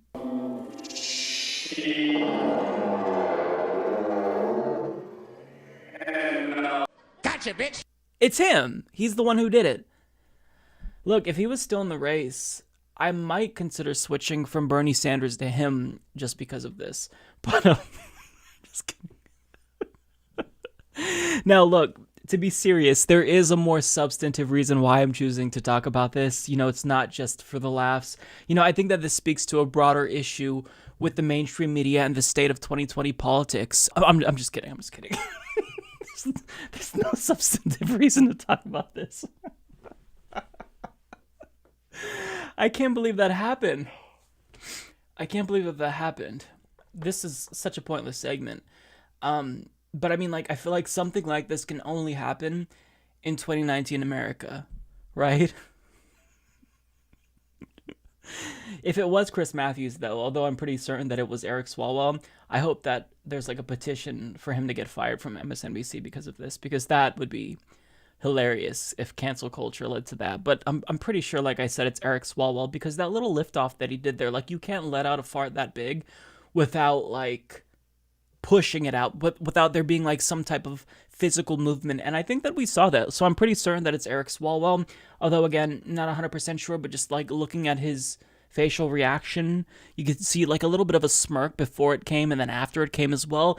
I think he's the one who's guilty. This could have propelled his campaign if he just stayed in the race a little bit longer, because I think there's a lot of people who would have voted for him, because in America, we love voting for assholes, and to actually literally hear one on national television, I think that would have persuaded quite a bit of voters. So, you know, I don't really know that there's much else to say about this segment. I'm not gonna lie, I am a little bit ashamed of myself for talking about this, but regardless, you know, yeah, this is Fartgate 2019. This will definitely be one of the most memorable moments of the year for sure, perhaps of, you know, this entire political era. So, yeah, this is where we're at. The Humanist Report is now covering farts. We'll try to do better, I promise.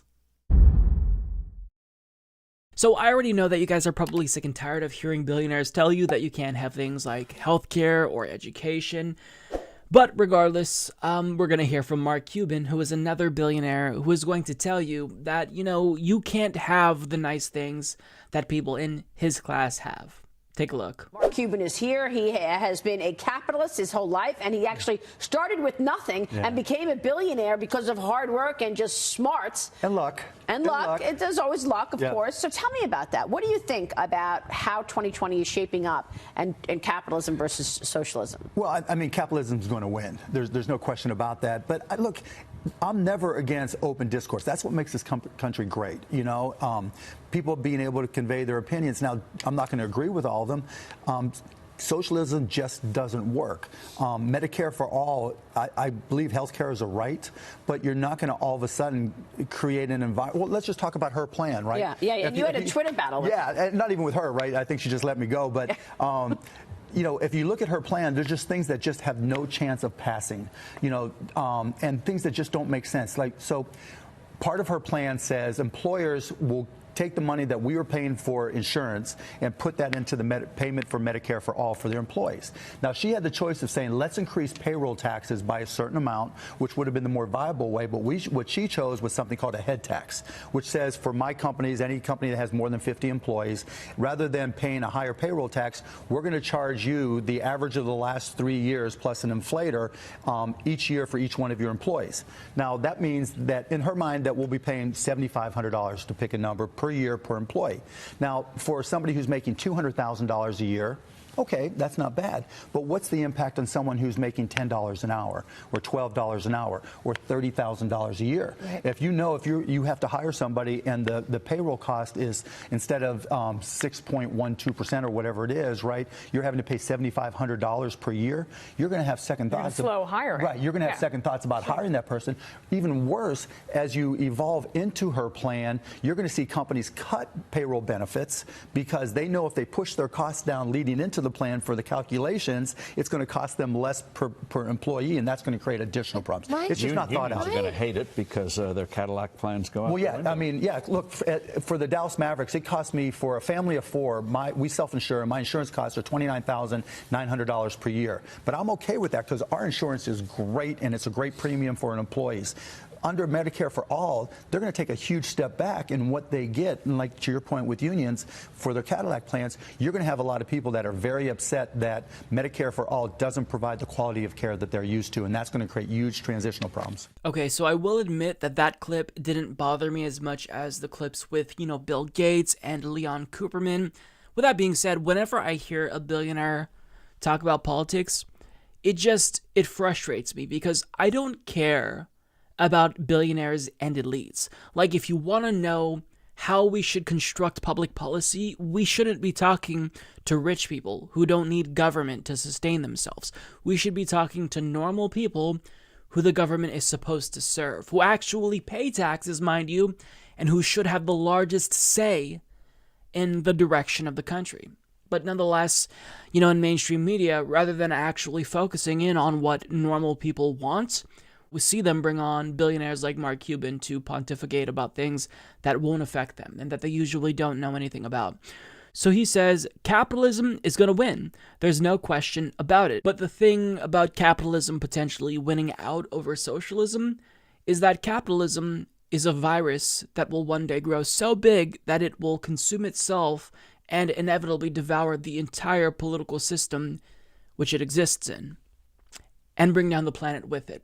So for the sake of humanity, we better hope that capitalism doesn't win, because capitalism is going to kill us all if it does in fact win. Now, I know that for people like Mark Cuban, of course you don't want to undo capitalism because this is the system that made you a billionaire. So, I wouldn't want to undo socialism if that system helped me, so I get it, it's self-interest, right? But for the sake of humanity's survival, we better hope that capitalism does not win.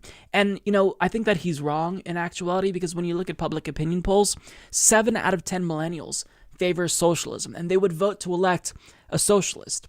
So the future generation, they know that capitalism is a failure. Capitalism is a deadly system. It's just a matter of, will we be able to assume power in time before it kills us all? That's really the true question. It's a race against time. He also says, I'm never against open discourse. That's what makes this country great. Now, I love that Freudian slip there, because that's the same exact thing that Donny Deutsch said when he was talking about how, Bernie Sanders is not what is good for this country. Right, because when you elect someone like Bernie Sanders, you know that that's going to be bad for the bottom line, because he's going to make you pay your fair share. He just put out a brilliant tweet about Netflix. He said that $8.99 fee that you pay to Netflix monthly is more than they've paid in taxes all year. So what Bernie Sanders is going to do is make all of these tax dodgers finally pay what they haven't been paying.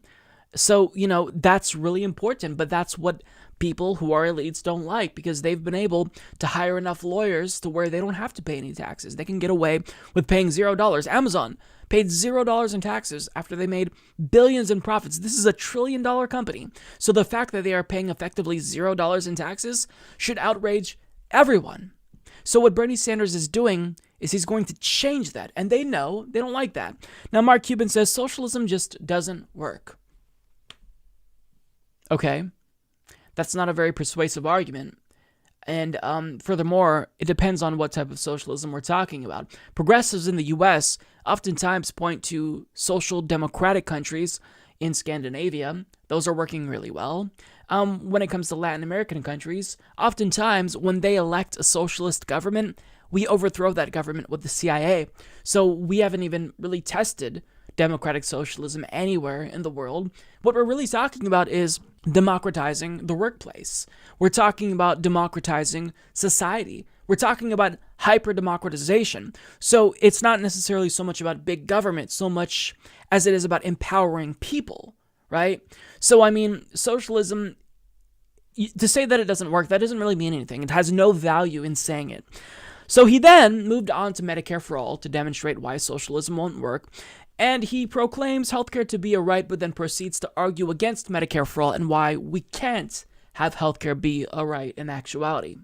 Now, when they refer to her Medicare for All bill, meaning Elizabeth Warren, meaning Bernie Sanders' Medicare for All bill, since he's the only candidate who actually supports Medicare for All, the reason why he's against it is because he thinks it's not politically feasible. Now, he argues that the head tax isn't the best way to fund it. No disagreement from me there. However, to say that it's not politically feasible, that doesn't mean anything. There's a lot of things that we previously thought were not politically feasible, right? The New Deal was not politically feasible. The Voting Rights Act, Passing Social Security, these are all things that we thought were not politically feasible. Marriage equality, women securing the right to vote, freeing the slaves even. Our entire history is pretty radical, right? As Americans, we've been always pushing the envelope, and we haven't really gotten any big structural reform or constitutional amendments in this generation. So now I think we're on the cusp of that. People are finally waking up and realizing that we need that change. So to say that it's not politically feasible, that doesn't really mean anything, and it's an ahistorical take, because you're not taking into account the times that Americans have done things that were once thought to be politically infeasible.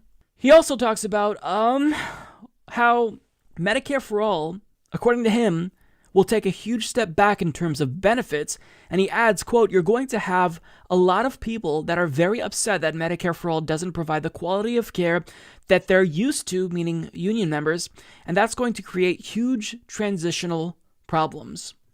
So this is an outright lie. Medicare for all, for I think most Americans, will offer the best care that they have ever had. To get the level and quality of care that Medicare for all will offer, like if you were to opt for a private plan that covers that much, you'd be paying like more than $1,000 per month for one person, I'd imagine. Because it covers everything: dental, vision, hearing aids for seniors. It is comprehensive, universal, and it's free at the point of service. So the union members who enjoy the private insurance that they have currently, first of all, I can assure you that it's going to be better than almost every single plan that unions are offering that's based in, the private market. And second of all, if it's expanded to everyone, isn't that better? I mean, I just don't understand how people can say healthcare is a right, but then say, I don't support Medicare for all. I still think that it should be a commodity, like shoes and video games. Like, that's contradictory. You cannot say healthcare is a human right, but then go on to say, I think we should deny this human right to people unless they can afford it because it's not politically feasible. Fuck off. Like, Democrats say this too. They have co-opted the language that we use to talk about Medicare for all. Healthcare is a right. Even Tom Perez says it, the DNC chair. If you ask him what he thinks about Medicare for all, doesn't support it. All Democrats say healthcare is a right. Do they actually believe it's a right? No. Because something that is a right cannot be taken away from you. And the fact that they say it's a right but believe that you have to have money to, benefit from that right, it shows that they're full of shit, right? They're about paying lip service to the single-payer movement, which isn't going away anytime soon, mind you. So, they don't have a choice. Either they acquiesce, or we're going to take them out, and we're going to defeat them, and we will get people in power who actually will push for Medicare for all. Now, later on during that interview, the portion of the clip that I didn't show you, he talked about the wealth tax and how he's not necessarily against the wealth tax per se. It just kind of matters how it's implemented. Now, he was incredibly condescending, and it was such a short portion that I didn't think it was worth playing the clip. But basically, to summarize what he was saying, and I'll link to the full thing down below if you want to watch it, was that, people who support the wealth tax, overall, it seems like they're a little bit naive because they don't actually have billions of dollars, in cash on hand. And, the wealth tax, a plan like Elizabeth Warren's, doesn't actually take into account liquidity, given that, the amount that he'd owe Mark Cuban himself, based on his wealth, actually exceeds the amount of cash he has on hand. So in order to, fulfill what's required under Elizabeth Warren's wealth tax, he'd have to sell off portions of his worth in order to pay that wealth tax. And so the way that he talks about proponents of the wealth tax is that they're just naive and they don't really understand the wealth tax, right? They don't realize that people like him are going to have to literally sell off their wealth in order to comply with the wealth tax. But that's the whole point. The point is you have to sell off your wealth in order to pay the wealth tax until you lose so much wealth that the wealth tax no longer applies to you. That's the whole point. Because in a capitalist system, wealth equals power. We can't have people having $1 billion in net worth because that destabilizes the system. So the fact that it doesn't take into account liquidity does not matter. Sell off your assets to pay for the wealth tax, and eventually you will have your wealth reduced to the point where you won't have to worry about the wealth tax. That's the point. Billionaires shouldn't exist. Period. End of story. And to that, he also said that people like Elizabeth Warren and Bernie Sanders are becoming incredibly Trumpian by saying statements like that. Look, I am so sick and tired of hearing from billionaires. They all need to understand that at a time when there is wealth and income inequality, they need to read the room and shut the fuck up, because they're, talking down in a condescending way to peasants on national television every single day. It's not helping their cause. It's only making people want to eat the rich even more. They're getting more hungry. So, I'll leave that there. I'm not sure what else to say about this. Mark Cuban, like every other billionaire, is incredibly out of touch. And yes, we need to take the wealth that he stole from America, because that much wealth, I don't know how much he's worth. He's over $1 billion, but no one person should have it. Sorry. If you want to live in a society, you can't have that much wealth while people are starving. That's not the way that things should operate. And just because they are that way now doesn't mean that they should be that way. So kindly shut the fuck up about politics and the wealth tax. Go away, Mark Cuban. I think that the American people are cynical about American politics, and rightfully so, because we've been betrayed time and again, right? There's always politicians that run on populism. They, are idealistic, but then they get elected and they don't do anything. They become complicit and get co-opted by the establishment, and they sell out, and then we never get the change that they promised. There's dozens of examples. Barack Obama, of course, is the most obvious example in the last couple of decades, but we see this when it comes to Senate candidates. Tammy Duckworth ran as a progressive, sold out within the first year, and now she's one of the worst centrist Democrats. We see this, when it comes to the House of Representatives. People say one thing and then they do another, and that's incredibly frustrating, and I think that it just turns a lot of people off to politics in general, which is why people just kind of tune out and they stop voting. But what AOC said in an interview with Chris Hayes, it shed light on why this happens. It's because DC is a pressure cooker, and as soon as you get elected, there are tons of different voices and special interests who are exerting a lot of pressure on you to conform. They're trying to get you to sign on to their pro-corporate legislation. And there's really, a lack of time when you're a member of Congress. And on top of that, there's a lack of information. So what a lot of politicians end up doing is they end up relying on lobbyists. They become dependent on lobbyists, not just in terms of their campaign contributions, but in terms of the services that they provide, in terms of, getting statistical data about policies and whatnot. So this is what happens when you get elected, right? This is why so many people sell out. And AOC explained this absolutely beautifully in an interview with Chris Hayes on MSNBC. I feel like you've been very honest about this, about the pressure to conform. Mm-hmm. That you show up in Congress and there's just pressure to conform. Mm-hmm. What does that pressure feel like? How does it manifest itself? What do you mean by that? Well, that pressure is like a vice, and there are so many different mechanisms in Congress that create that pressure. One, for example, is the fact that any bill and legislation that is being voted on is not really debuted to members until about 48 hours before the vote. And so sometimes these bills, they go through markup, they go through individual committees, and we all sit on different committees, so there's no way that we can all be at every markup at the same time. But they move through markup, but we often don't know if a vote is coming until, according to House rules, 48 hours ahead of time, which is an improvement upon Paul Ryan's Congress, in which it was 24 hours ahead of time. And so we're talking about sometimes pieces of legislation that are thousands of pages long. And then you say, wait, this is a really big problem. That's a really big problem. And they say, well, are you on our side or not? Yeah. And there's all this like lobbyist, authored provisions that are slipped inside. Sometimes we're able to catch them and take them out. We did that quite a few times in appropriations where we found a couple fossil fuel amendments. But there's a real intense pressure to conform, yes. Do you feel like that intense pressure to conform, there's also, how do you balance, like, I'm entering this institution that I ran against in some ways that I viewed as corrupt from the outside. Now I'm inside it. And I don't want to sell out, and I don't want to be sanded down to conform, but also I want to learn how the place works. Absolutely. And those seem to me like those can be impulses that are in tension with each other. Do you feel that way? I think, well, they are naturally in tension, But that's where kind of just an individual's personality comes through.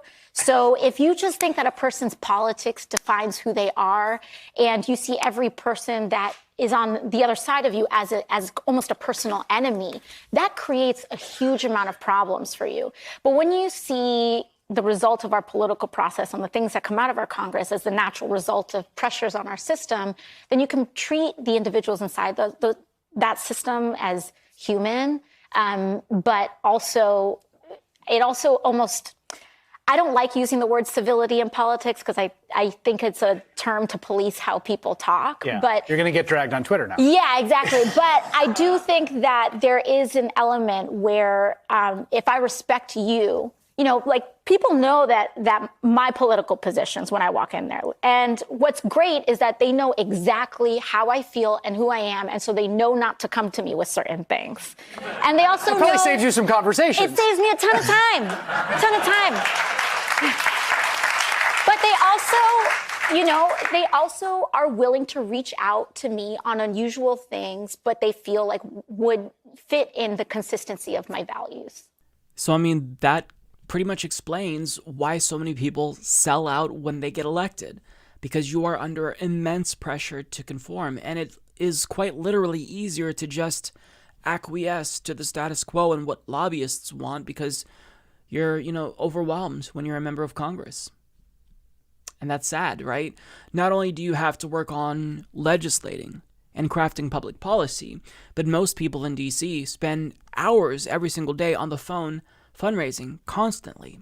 Now, people like AOC don't have to do that because they rely on small grassroots donations, but most people in Congress, they don't.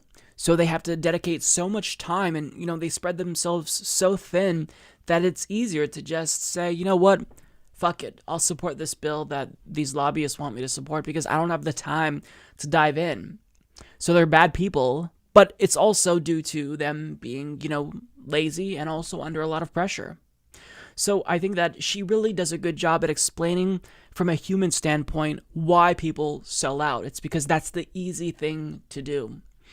Now, she says, the pressure is like a vice, and there are so many mechanisms in Congress that create that pressure. That's exactly it. The system isn't designed, to cater to the needs of you and I. We don't have lobbyists. There's no lobbyist from the pro-Medicare for all lobby. There's only lobbyists from, special interests. And if you do have organizations and unions that are lobbying members of Congress, they aren't going to be able to spend as much money lobbying as the special interests, which is why, you see these pro-fossil fuel amendments being slipped into appropriations bills that often get voted on and passed. And probably a lot of people in Congress don't even know what they just voted for. Because you're given a bill 24 to 48 hours before you have to vote on it, and it's 1,000 pages, and you have to try to decide whether or not to support it. And before you can even really decide for yourself if it's a good bill for the American people, you have lobbyists and special interests in your ear trying to convince you to go one way or the other. I mean, the system isn't designed for good public policy making. This is why a Princeton University study showed that policy outcomes usually reflect what elites want and not what normal Americans want. We have a statistically insignificant impact on policy outcomes. Elites actually do influence how policies are crafted and the outcome of policies, and that's a problem. Money in politics isn't just the only issue. It's the structure of Congress. It's the way that DC operates. It really is a swamp, for lack of a better word. But people who claim they want to drain the swamp don't, because, again, there's a lot of work to be done. So you have to, you have to delegate. You have to allow your staff to handle a lot of it. And you have to have, input from different organizations on particular bills. Oftentimes, those are influences that are bad. It's a clusterfuck, right? How else do you describe that? DC is a mess, and this is why I would never want to be a member of Congress, because even if you have the intent to do good by the American people, think about how difficult it is, the amount of pressure that you are under, and the stress, not to mention the attacks that you get from, your opponents, like Fox News. AOC is under constant attack by them as a communist or a socialist. So it's not a good environment for crafting good public policy. That's just the way that it is. So we need to change the system. We need big structural change, and that's not going to happen by electing, some type of wonky technocrat like Elizabeth Warren. We need to redesign the system from the ground up, and we do that with a movement who demands change.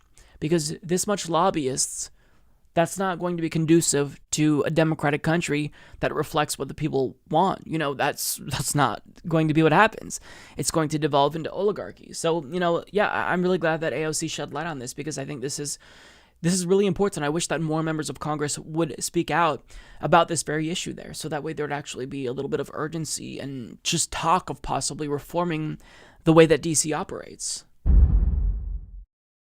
So we've been watching the impeachment proceedings play out now for multiple days, and I'll admit this is absolutely exhausting, albeit necessary, because I don't want to live in a two-tier justice system. I believe that there really is no justice in the United States, and we do effectively live in a two-tier justice system already, where the rich get away with committing crimes and poor people get locked up for doing those same types of crimes that rich people get away with.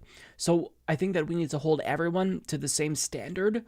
And, we can't give people a pass because it's politically expedient.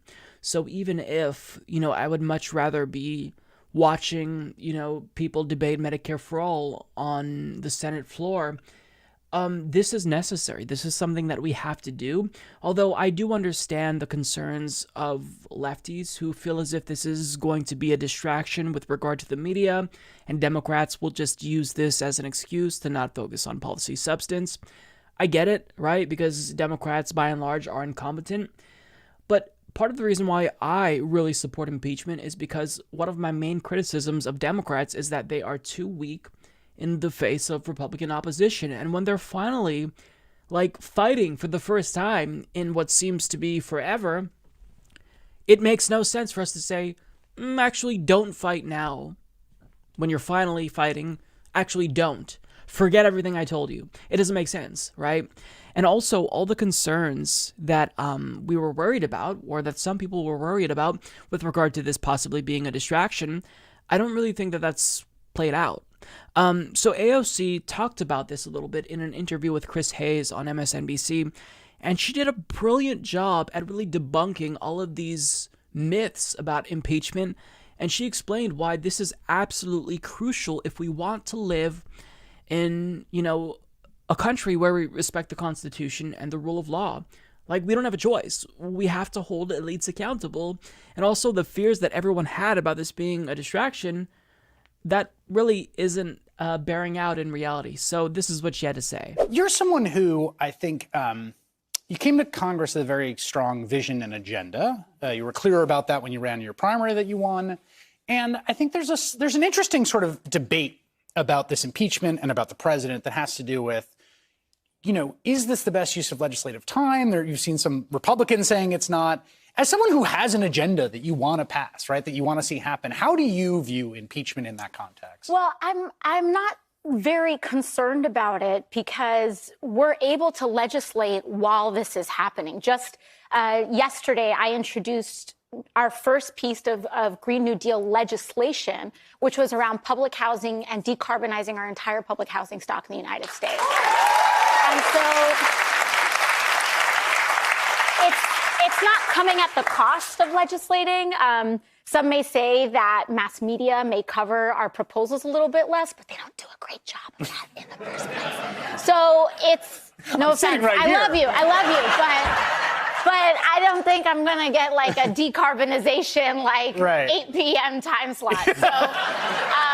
So it's okay. I think we're legislating, we're working for people, and we're holding the president accountable, and it's all possible. And if we don't hold this accountable, then we really erode rule of law in the United States of America. And really what makes America different, when people say, I want to do business here, I want to write books here, I want to take my family here, I want to raise and be around American ideals, a lot of it has to do with the reliability that the right people will be held to account, that there are consequences for doing wrong, for hurting people, and also that this is a fair country where everyone is treated equally. But isn't that as often honored in the breach as not? I mean, one of the things that I think helps him is there's so much cynicism about that exact thing. Well, that's exactly right, isn't it? Because there is a lot of corruption in our society. Big money and big pharma and big oil and big gas have taken over our entire political system.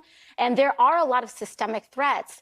But that doesn't mean that just because some things are broken, you throw out our entire country and set it on fire. Yeah. And at its core, the most sacred document in our society is the Constitution of the United States. Everything else is very easily amenable, but this is not. And once we erode the general respect for the Constitution, then we essentially erode respect for the United States of America, and that's what this president has done. So, I mean, everything she said there is incredibly important. They're still getting things done. Just yesterday, she said, I introduced our first piece of Green New Deal legislation, which was around public housing and decarbonizing our entire public housing stock in the United States. Yeah, we can walk and chew gum at the same time. I never really understood this argument, and I didn't find it persuasive, that impeachment would take up so much time that it would be a distraction. First of all, Donald Trump is president and Republicans still control the Senate, so it's not like we're going to pass very many policies anyway. Not really going to happen. So to say that this is going to distract from talking about policy, not really, because the same thing is going to happen that has always been the case. I mean, progressives will continue to be policy-driven, and corporate Democrats will sit on their asses and do nothing. That's not going to change because of impeachment. So she makes a really great point about that. She also says, some say mass media will cover our proposals a little bit less, but they don't do a great job with that in the first place. Exactly. The media is never going to all of a sudden focus on policy unless there is any type of sensationalist value that they're able to, extract from it, right? So they're not going to talk about Medicare for all debates on the House floor unless there's drama, there's an exchange that gets a little bit too heated between people, in Congress debating it. They focus on sensationalism because sensationalism is what yields ratings, and ratings is what yields profits because that attracts advertisers. So it's not going to be like, oh, well, all of a sudden they're going to start doing a bad job. They're already doing a bad job, right? So to say they're just going to be hyper-focused on, impeachment in the same way that they were focused on Russiagate. Look, the media is going to focus on what they believe will get them ratings. And 9 times out of 10, that's not what they should be talking about. The substance always gets forgotten about and swept under the rug in favor of, horse race politics and political drama. That's the way that mainstream media operates. So that's not going to change because of impeachment, and I don't find that argument persuasive as well. Now, finally, what I think is the most persuasive argument that she makes in defense of impeachment and in defense of the impeachment proceedings that we've been seeing is, this is about the principle. Why don't people understand that? If we don't hold this accountable, then we really erode rule of law in the United States of America. Just because things are broken doesn't mean you throw out our entire country and set it on fire. Right. Just because we let elites in the past get away with committing crimes, just because Donald Trump may get away with committing other crimes, doesn't mean that we shouldn't at least try to hold him accountable for this. Now, I do absolutely sympathize with people who believe that we should broaden the scope of the impeachment inquiry. It should be focused on the emoluments clause, the hush money payments, and the general corruption. Like, of course, we should focus on all of that. So I don't agree with the way that Nancy Pelosi is proceeding with this. However, that doesn't necessarily mean that I don't think that the Ukraine call in and of itself is an impeachable offense, because of course, this is an abuse of power. You can't do this. If Obama did this, he would have been impeached within 2 days, because Republicans do not fuck around, and they never take time to play 9-dimensional chess and focus on, whether or not this will affect their chances. They just act impulsively, and even though sometimes that hurts them, overall, they've been more effective at winning elections and getting the message out there because they never back down. So we need to make sure that we reinforce the message that Democrats have got to be strong, and we actually need to applaud them when they finally listen to us and they try to hold Trump accountable. I mean, we've been pushing Nancy Pelosi for this impeachment inquiry now for more than a year, and Only now she's finally doing it, and, she could broaden the scope of it, but don't tell them to back away when they're finally trying to exert a little bit of pressure on Republicans and Donald Trump, because we want them to fight. Democratic Party weakness before is what led to their defeat, right? So being strong in the face of Republican Party criticism, I think that does matter. So, all of these fears that I think lefties had, some of which are legitimate, some of which I don't agree with, I think that it is important that we address them. Although, what AOC said here, I think it absolutely makes sense. None of them are persuasive enough to where people on the left should be discouraging this impeachment process from taking place. I mean, it's already basically proving that Donald Trump did in fact abuse power. So he should be impeached for that. When presidents break the law, we should hold their feet to the fire. This should be something that isn't controversial. The right is united in fighting against impeachment, so the left overall should be united in pressing for impeachment. I don't understand why some people are against impeachment on the left. I think there are legitimate concerns. I think you can argue about the way that impeachment is being conducted. I think Kyle Kulinski makes a pretty solid argument as to why Trump should be impeached for a different reason as opposed to this Ukrainian call. But with that being said, to just be against impeachment overall, it doesn't make sense to me. As lefties, we should always push for justice. And that means we fight against the two-tier justice system that we live in, and we make sure that elites like Donald Trump don't get away with crimes that they commit brazenly so. Well, believe it or not, the November Democratic Party primary debate is already here, and this time it will feature 10 candidates as opposed to 12, thank God, and being excluded this time are Julian Castro and Beto O'Rourke, who of course has dropped out. Now, this debate will feature Joe Biden, Cory Booker, Pete Buttigieg, Tulsi Gabbard, Kamala Harris, Amy Klobuchar, Bernie Sanders, Tom Steyer, Elizabeth Warren, and Andrew Yang. So I want to kind of give you my thoughts about this debate and what to look for and really what I would like to see. Now, first, because all I care about is seeing Bernie Sanders emerge victorious from this debate, I'm going to talk about him first because I want him to absolutely dominate this debate. And the way that he does that is by taking off the gloves. Now, he's gotten increasingly more aggressive throughout the course of the primary, but I need him to ramp everything he said up that's negative by about 150. Like, he's got to take the gloves off. And what I want Bernie Sanders to focus on is Pete Buttigieg. Pete Buttigieg is someone who I think is going to have to endure a lot of attacks at this debate, and as a result, his polling could go down because he is kind of viewed as a frontrunner, not necessarily the frontrunner, but one of 4 frontrunners. So he is going to have to brace himself. But Bernie Sanders has got to be the main aggressor here. He's got to make sure that he hits that message home that Pete Buttigieg is a fraud. Call out the corruption, call out his pivot away from Medicare for All once he took contributions from the health insurance industry. Call him out for the fraud that he is.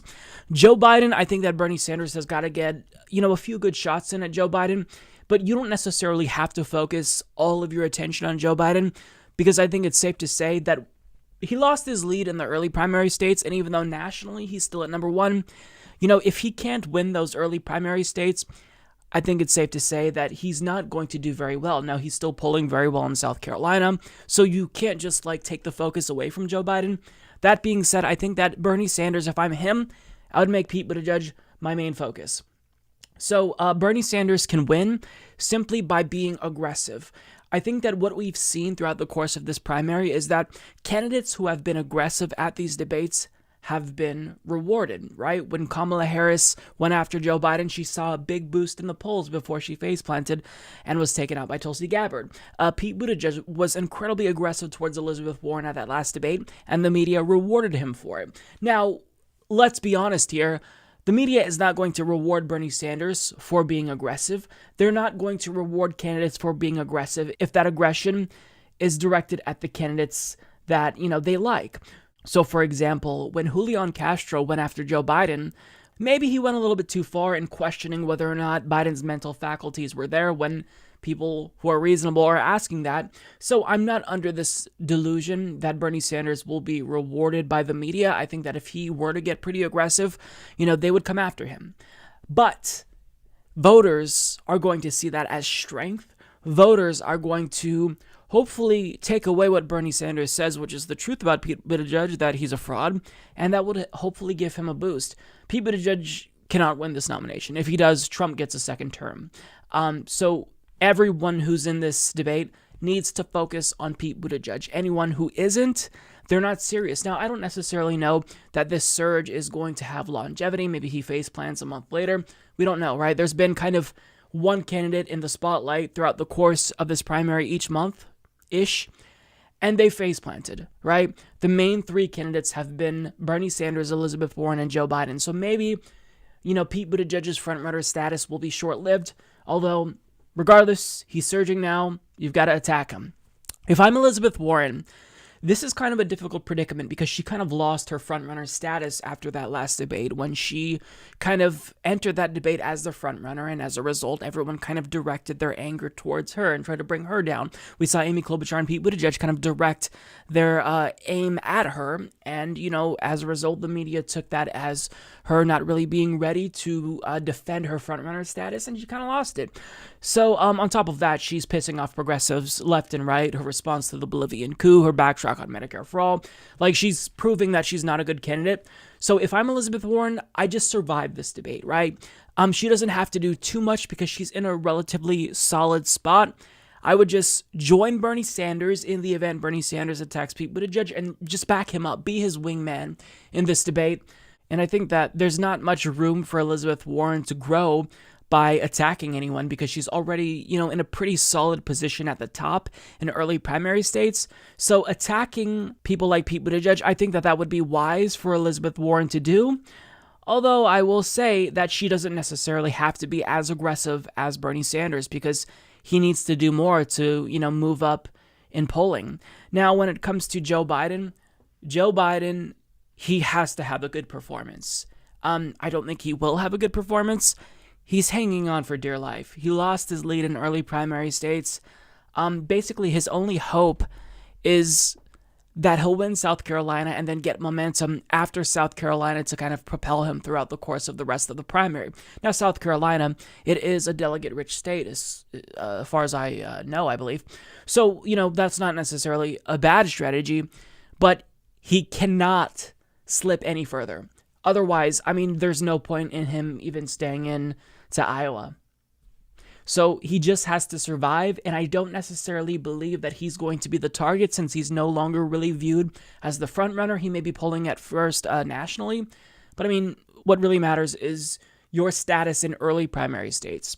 He just has to survive, and if he really targets someone like Pete Buttigieg, which I don't think he will since that is an ideological ally to him, that could help him. If he's a little bit aggressive, that could help him. But I think that the most likely scenario is he's just going to fall asleep throughout the course of this debate. And, we'll kind of forget that he's there unless the media props him up and makes him, the center of attention, which I think that Pete Buttigieg will kind of be for this debate. So moving on, Tom Steyer is someone who really shouldn't participate. Again, I am against billionaires being able to buy their way into these debates, so he should not be taken seriously. I don't think he was last time, but that should be the same case now, and whenever he talks, he should be made fun of. People should really dismiss him, and he shouldn't be here. So I don't want him to win, and I don't really think he can win because he's a billionaire. So when he preaches, being anti-establishment, and when he speaks out against corruption, you're a billionaire. You have no street cred, and what you're saying, it's not landing with the American people. Now, when it comes to Andrew Yang and Tulsi Gabbard, I'm going to lump these two in together because these are people who have large online followings, and basically what they need to do is one of two things, if not both. One, they need to each have at least one good moment, and they need this to secure a spot in the next debate, right? In hopes that maybe they can, have a spark that catches fire and they get a little bit of a boost like Pete Buttigieg or Kamala Harris got. But they need one moment, and it can't just be a solid moment. They need to shine. It needs to be a moment that we're all talking about. On top of that, we're at a state in the race where people are going to start bowing out probably relatively soon. So they're polling lower. So they need to attach themselves to a bigger candidate, right?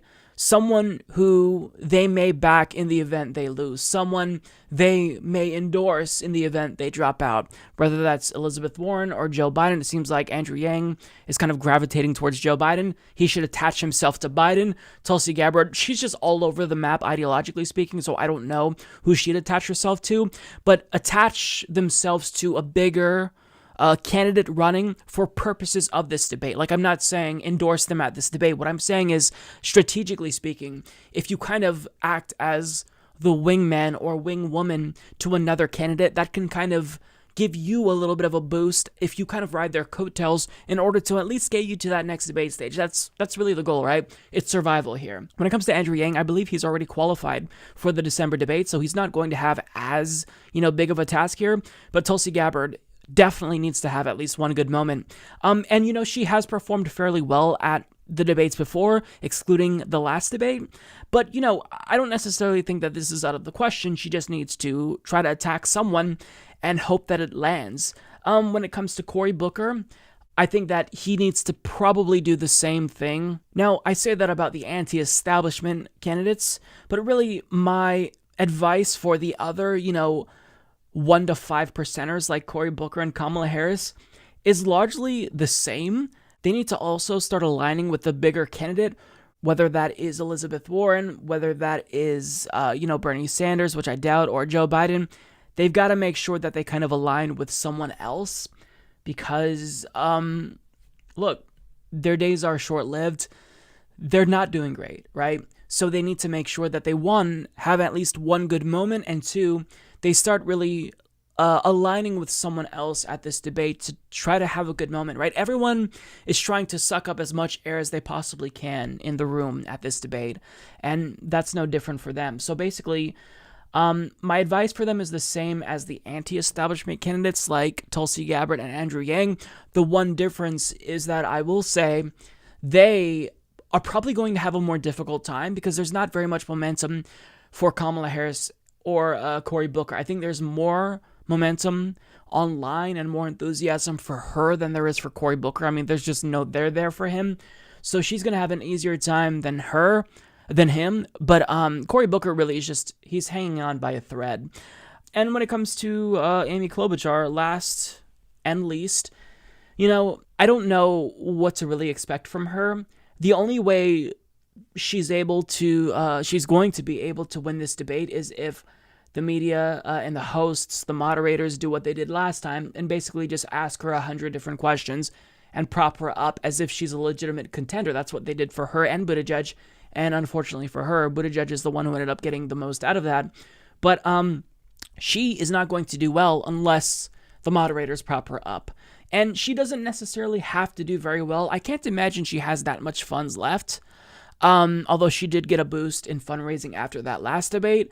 However, I can't really see her sticking around for much longer. She's probably hoping that she's going to be the next centrist to surge after Biden, but I mean, Buttigieg kind of filled that spot, but in the event he goes down and Biden remains at the top, she's kind of hoping to get the boost. I don't know what to expect from her because she's incredibly boring and milquetoast.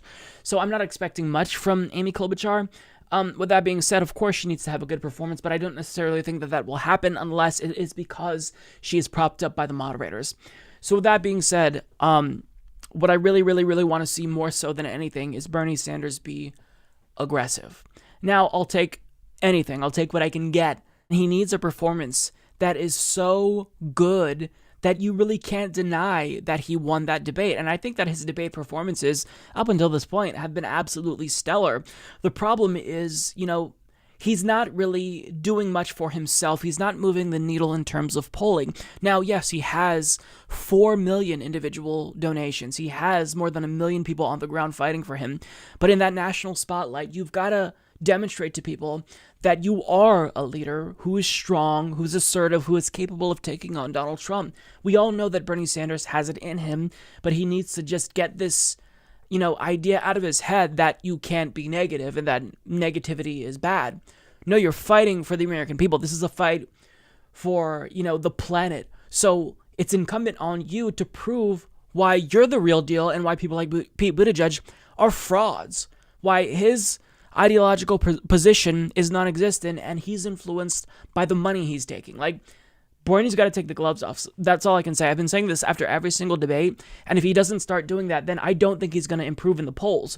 So he has to call them out. I have no doubt in my mind that whenever he talks, he's going to make excellent points. But for the love of God, Bernie, take the fucking gloves off and hit them hard.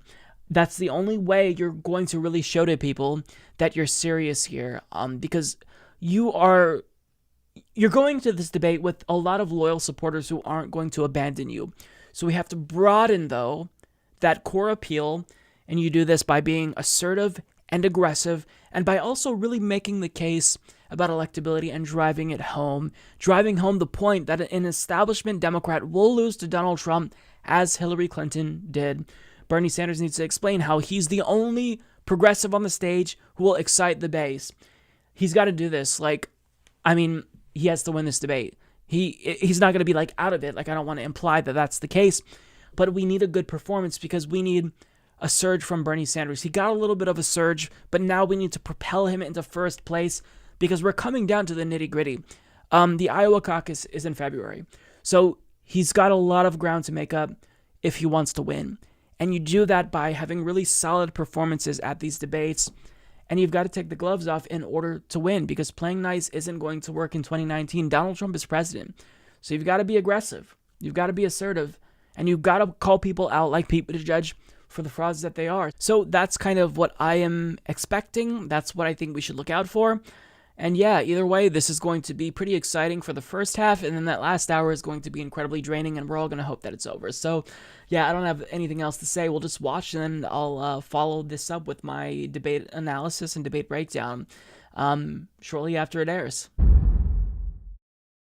Well, we knocked out another debate, and I honestly don't know if the debates are in fact becoming progressively worse, objectively speaking, or if I personally am just getting increasingly frustrated and disenchanted with the process itself. And the reason why I say that is because, I don't know what the average non-politically savvy consumer of news media would be able to take away from these debates that would help them make a more informed decision going into 2020, because there's just little to no substance. There's not enough time for the candidates to really dive deep into these issues and actually debate issues like healthcare and foreign policy and debate solutions with regard to climate change. There's just none of that.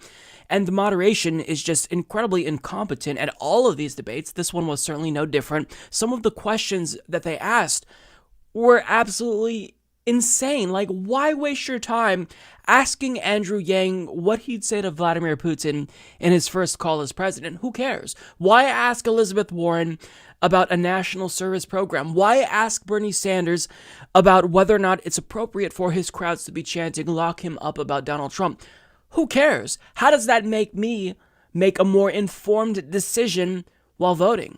Now, when it comes to Bernie Sanders, we know that they deliberately tried to tie Bernie Sanders to Donald Trump and prime people to believe that he's Trumpian, because MSNBC and the Washington Post, both moderators here, they hate Bernie Sanders.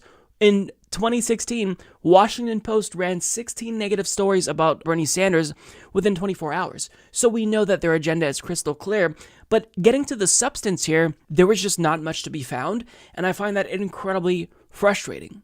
Because we need to really dive deep into these issues, go through the details about healthcare and not just debate, the centrist versus, the progressive position. Actually allow Elizabeth Warren and Bernie Sanders to hash out their differences, because these debates, they kind of present this false image of Elizabeth Warren basically being, the standard bearer for Medicare for all, when that's not actually the case, right? We're asking a billionaire, Tom Steyer, a question about affordable housing. The entire process is laughable.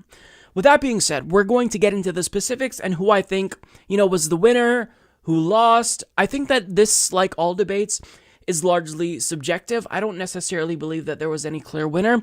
With that being said, let's talk numbers first. So when it comes to talk time, Elizabeth Warren got the most time to speak with 13.4 minutes, followed by Pete Buttigieg with 12.8, Joe Biden with 12.6, Bernie Sanders with 11.8, Cory Booker with 11.5, Kamala Harris with 11.5, Amy Klobuchar with 10.7, Tulsi Gabbard with 9.2, Tom Steyer with 8.3, and Andrew Yang with 6.9. And when it comes to Google search results, once again, Tulsi Gabbard did dominate in this category. Bernie Sanders and Pete Buttigieg also saw some spikes throughout the course of the debate, but there was also some interest for Kamala Harris and Joe Biden. When it comes to attacks overall during the debate, we see that Tom Steyer was the most aggressive, and then we also had Amy Klobuchar taking shots at Joe Biden, Mayor Pete, and Tom Steyer. Now, they didn't include Mayor Pete here, but she did, in fact, attack him for his qualifications. Now, going back to talk time, I find it incredibly absurd that Andrew Yang, who is polling higher than people like Cory Booker, polling higher than Tom Steyer and Amy Klobuchar, gets the least amount of time to speak. That is absolutely absurd. Out of all the frontrunners throughout that first half of the debate, Bernie Sanders was given almost no time. He was being completely ignored, and I'm actually surprised that he got the amount of time that he ended up getting when it was all said and done, because Bernie Sanders was also being ignored. Now, the thing about Bernie Sanders and Andrew Yang and why they kind of get swept under the rug is because they are less aggressive debaters, right? They don't necessarily take as many shots at their opponents. And when you take shots, when you instigate these types of exchanges, you do get more time to speak. And I think that it is a really important debate strategy to kind of be aggressive and elbow your way into the discussion by taking shots. You know, Tom Steyer was able to get more time because he invoked other candidates. So I think that, you know, if you want more time, then you've got to really speak up and you've got to be a little bit more aggressive. That would be my advice to Bernie Sanders and Andrew Yang, but that's just not the way that they debate. And on top of that, moderators should not be going out of their way to give Amy Klobuchar so much time to speak as if she's a frontrunner. She's polling at, 2% nationally? Andrew Yang is beating her. How are you not including him in the discussion more? How are you ignoring candidates for large periods of time? I mean, the way that this is moderated, it doesn't make sense to me. This is why I don't believe that corporate media should be moderating these debates, because when you have a privately owned corporation moderating them, we don't know if their agendas are getting in the way. But 9 times out of 10, that is in fact the case. We all have biases, right? And moderating a debate with 10 different candidates would be difficult. But I mean, you've got to do better. You've got to do better. And MSNBC, CNN, the New York Times, Washington Post, they've all completely bungled these processes. Now, we're going to get to some specifics. I'll do some follow-up videos with individual segments. I think that there were some really huge moments of the night that happened in that second half. So I think that probably the most memorable moment was when Cory Booker attacked Joe Biden for his stance on marijuana legalization. That was probably the biggest moment of the night. The second biggest moment was when Tulsi Gabbard was basically the only person to take on Pete Buttigieg. When you have someone who's surging, who is largely viewed as the frontrunner in Iowa, I mean, you have to go after him. And Tulsi Gabbard, to her credit, was the only person who went after Pete Buttigieg. Kamala Harris got the opportunity handed to her on a silver platter to attack Pete Buttigieg, and she didn't do that. Now, there was another moment in the debate where Bernie Sanders talked really beautifully about foreign policy, and he talked about respecting the rights of Palestinians and how they deserve dignity. And I thought that that was also just amazing. Another highlight of the debate, not necessarily highlight for me, but was when Joe Biden called out Tom Steyer. That was kind of a surprising moment. Now, he did it in the most boring way possible because it's Joe Biden, and you can tell that he was struggling to collect his thoughts, and whenever he spoke, it looked like he was literally in pain, but nonetheless, you know, it was a pretty big moment. Another moment was when Kamala Harris called out Tulsi Gabbard. So there's a lot, and we'll get to that, but what I want to get to first is my winners and losers, and as I usually do, I'll talk through their performances one by one. Now, usually what I do is I will break these down in 4 different categories. Whoever is the winner, whoever did good but didn't necessarily win, the meh category, you know, didn't necessarily do bad but just kind of maintained, and then the losers. Now, I think that it's probably easier to divide this debate up into 2 categories, you know, winners and losers, because I think there were a lot of people who you could argue were winners, but I believe this is largely subjective. I think there were people who had pretty solid performances, Bernie Sanders, Cory Booker, Andrew Yang, Tulsi Gabbard, Elizabeth Warren, but I don't know that there's one clear winner. There's a winner to me, it's Bernie Sanders, because, he's my favorite, so I have that bias, but putting that aside, I still don't know objectively who would be, the best in terms of performance. In terms of losers, I do think that there are clear losers. So I'll go ahead and follow, the usual routine where I talk through those 4 different categories. So starting with losers, I placed 3 people in this category: Joe Biden, Tom Steyer, and Amy Klobuchar. Now, the reason why Joe Biden is in this category is because he lost his status as frontrunner. So he needed a big night, and I think that he knew he needed a big night. But as usual, he's an easy target, and he was embarrassed. Cory Booker dunked on him, and then Kamala Harris laughed at him when he forgot that she was a black senator. So you can't have a moment like that, and he seemed genuinely embarrassed, and come away unscathed, right? It's going to hurt him. And you can just tell he shouldn't be in this race. Like, that very first statement that he got, I don't remember if it was about impeachment or whatnot. Like, he kept losing his train of thought, and it was just painful to watch. Like, he shouldn't be in the race. He's not helping himself at all in these debates. And I don't know what else to say. Joe Biden is not fit to be president. His performance here really spoke to that. Now, when it comes to Tom Steyer is someone who is a complete fraud, and Joe Biden kind of exposed him. Now, the problem with Tom Steyer is he really wants you to think that he's anti-establishment, that he's not like all the other people on stage, and he's the only one who did X. Like, anyone can say that about anything, right? You can say that you're unique in some way and criticize everyone else for not doing this unique thing that you did specifically. But he's a fraud. He's a billionaire who bought his way onto the stage, and that really is the elephant in the room whenever he opens his mouth. So you're not serious about any of these causes. Like, if you're a billionaire, do you honestly believe that the best way that you can affect change using your wealth is to run for president? Fund some type of organization that combats climate change. What are you doing on the stage, Tom? Drop the fuck out. Like, you should not be there. See, I couldn't buy my way onto that stage if I wanted to. Mike Gravel couldn't even get on the stage when he got 65,000 individual donations. So the fact that you're on that stage because you have money to basically swarm the media markets, it's unacceptable. You said nothing of value. You weren't substantive. You took shots at people, and they didn't really land. What are you doing? So Tom Steyer, an obvious loser, I think. Now, another one is Amy Klobuchar. No matter how much the moderators love her and try to prop her up, there's just no there. She doesn't have charisma. She doesn't speak about things in a way that is inspirational. I think that Hillary Clinton was probably, a more inspirational candidate than Amy Klobuchar. Amy Klobuchar is so dry. She has nothing. She's milquetoast. She's the definition of milquetoast, I think. And on top of that, she gets away with lying, and the moderators do nothing. So she talked about how Medicare for all, and she just, kind of threw this in willy-nilly, Medicare for all would lead to people losing insurance, taking away insurance. No, that's a lie.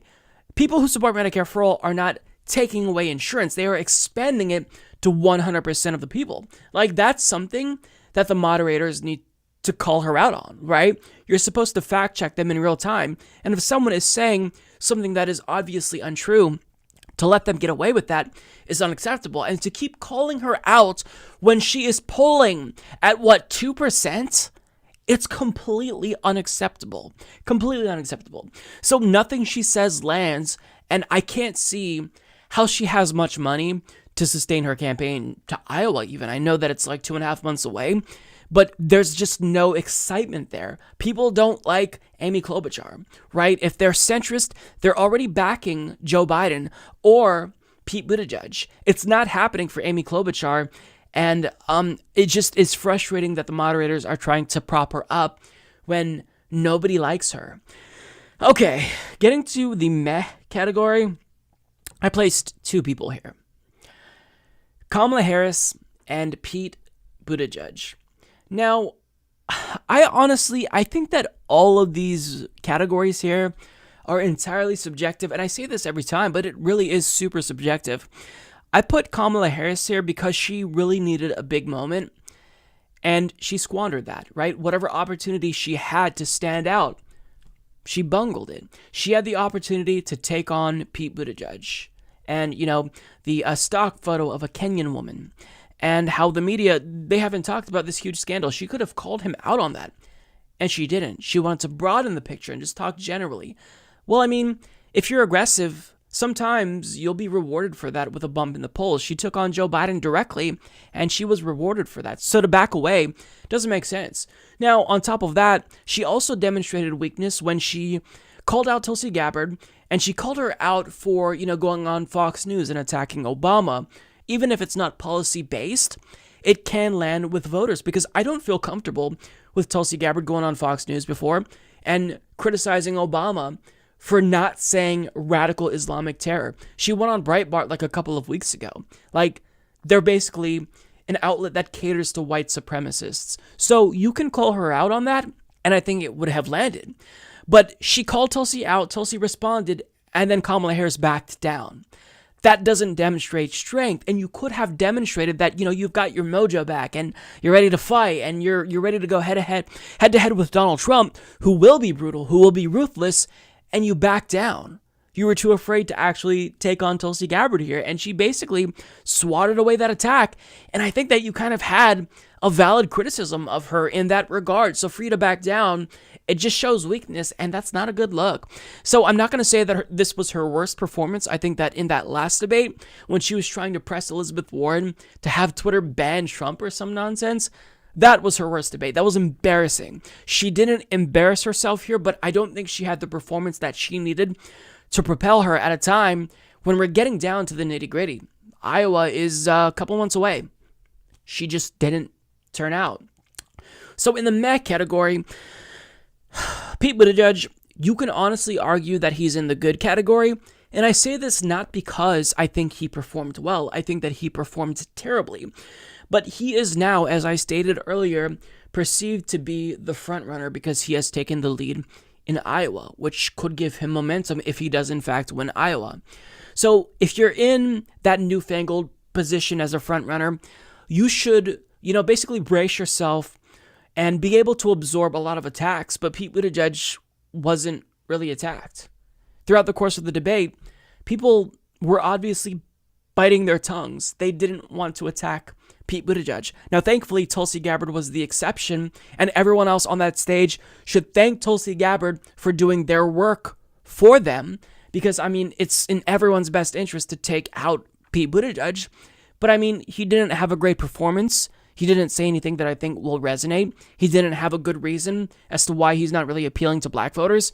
But with that being said, if you really weren't the subject of attacks when you're the front runner, that's a pretty good day for you, regardless of your debate performance. If nobody's calling you out and you don't have to defend yourself, as hard as Elizabeth Warren did in that last debate, yeah, you're not coming out too badly. So I don't know that there was enough attacks at him that will actually drive down his numbers. Now, maybe Tulsi Gabbard knocked him out in the same way that she knocked out Kamala Harris, but I don't think that her attack on Pete Buttigieg was as powerful as the attack on Kamala was. Now, it was great, and we'll get to that, but he didn't have to defend himself as much. Like, each time you're the front runner, you are supposed to be bombarded with attacks. Like, your opponents want to back you in the corner.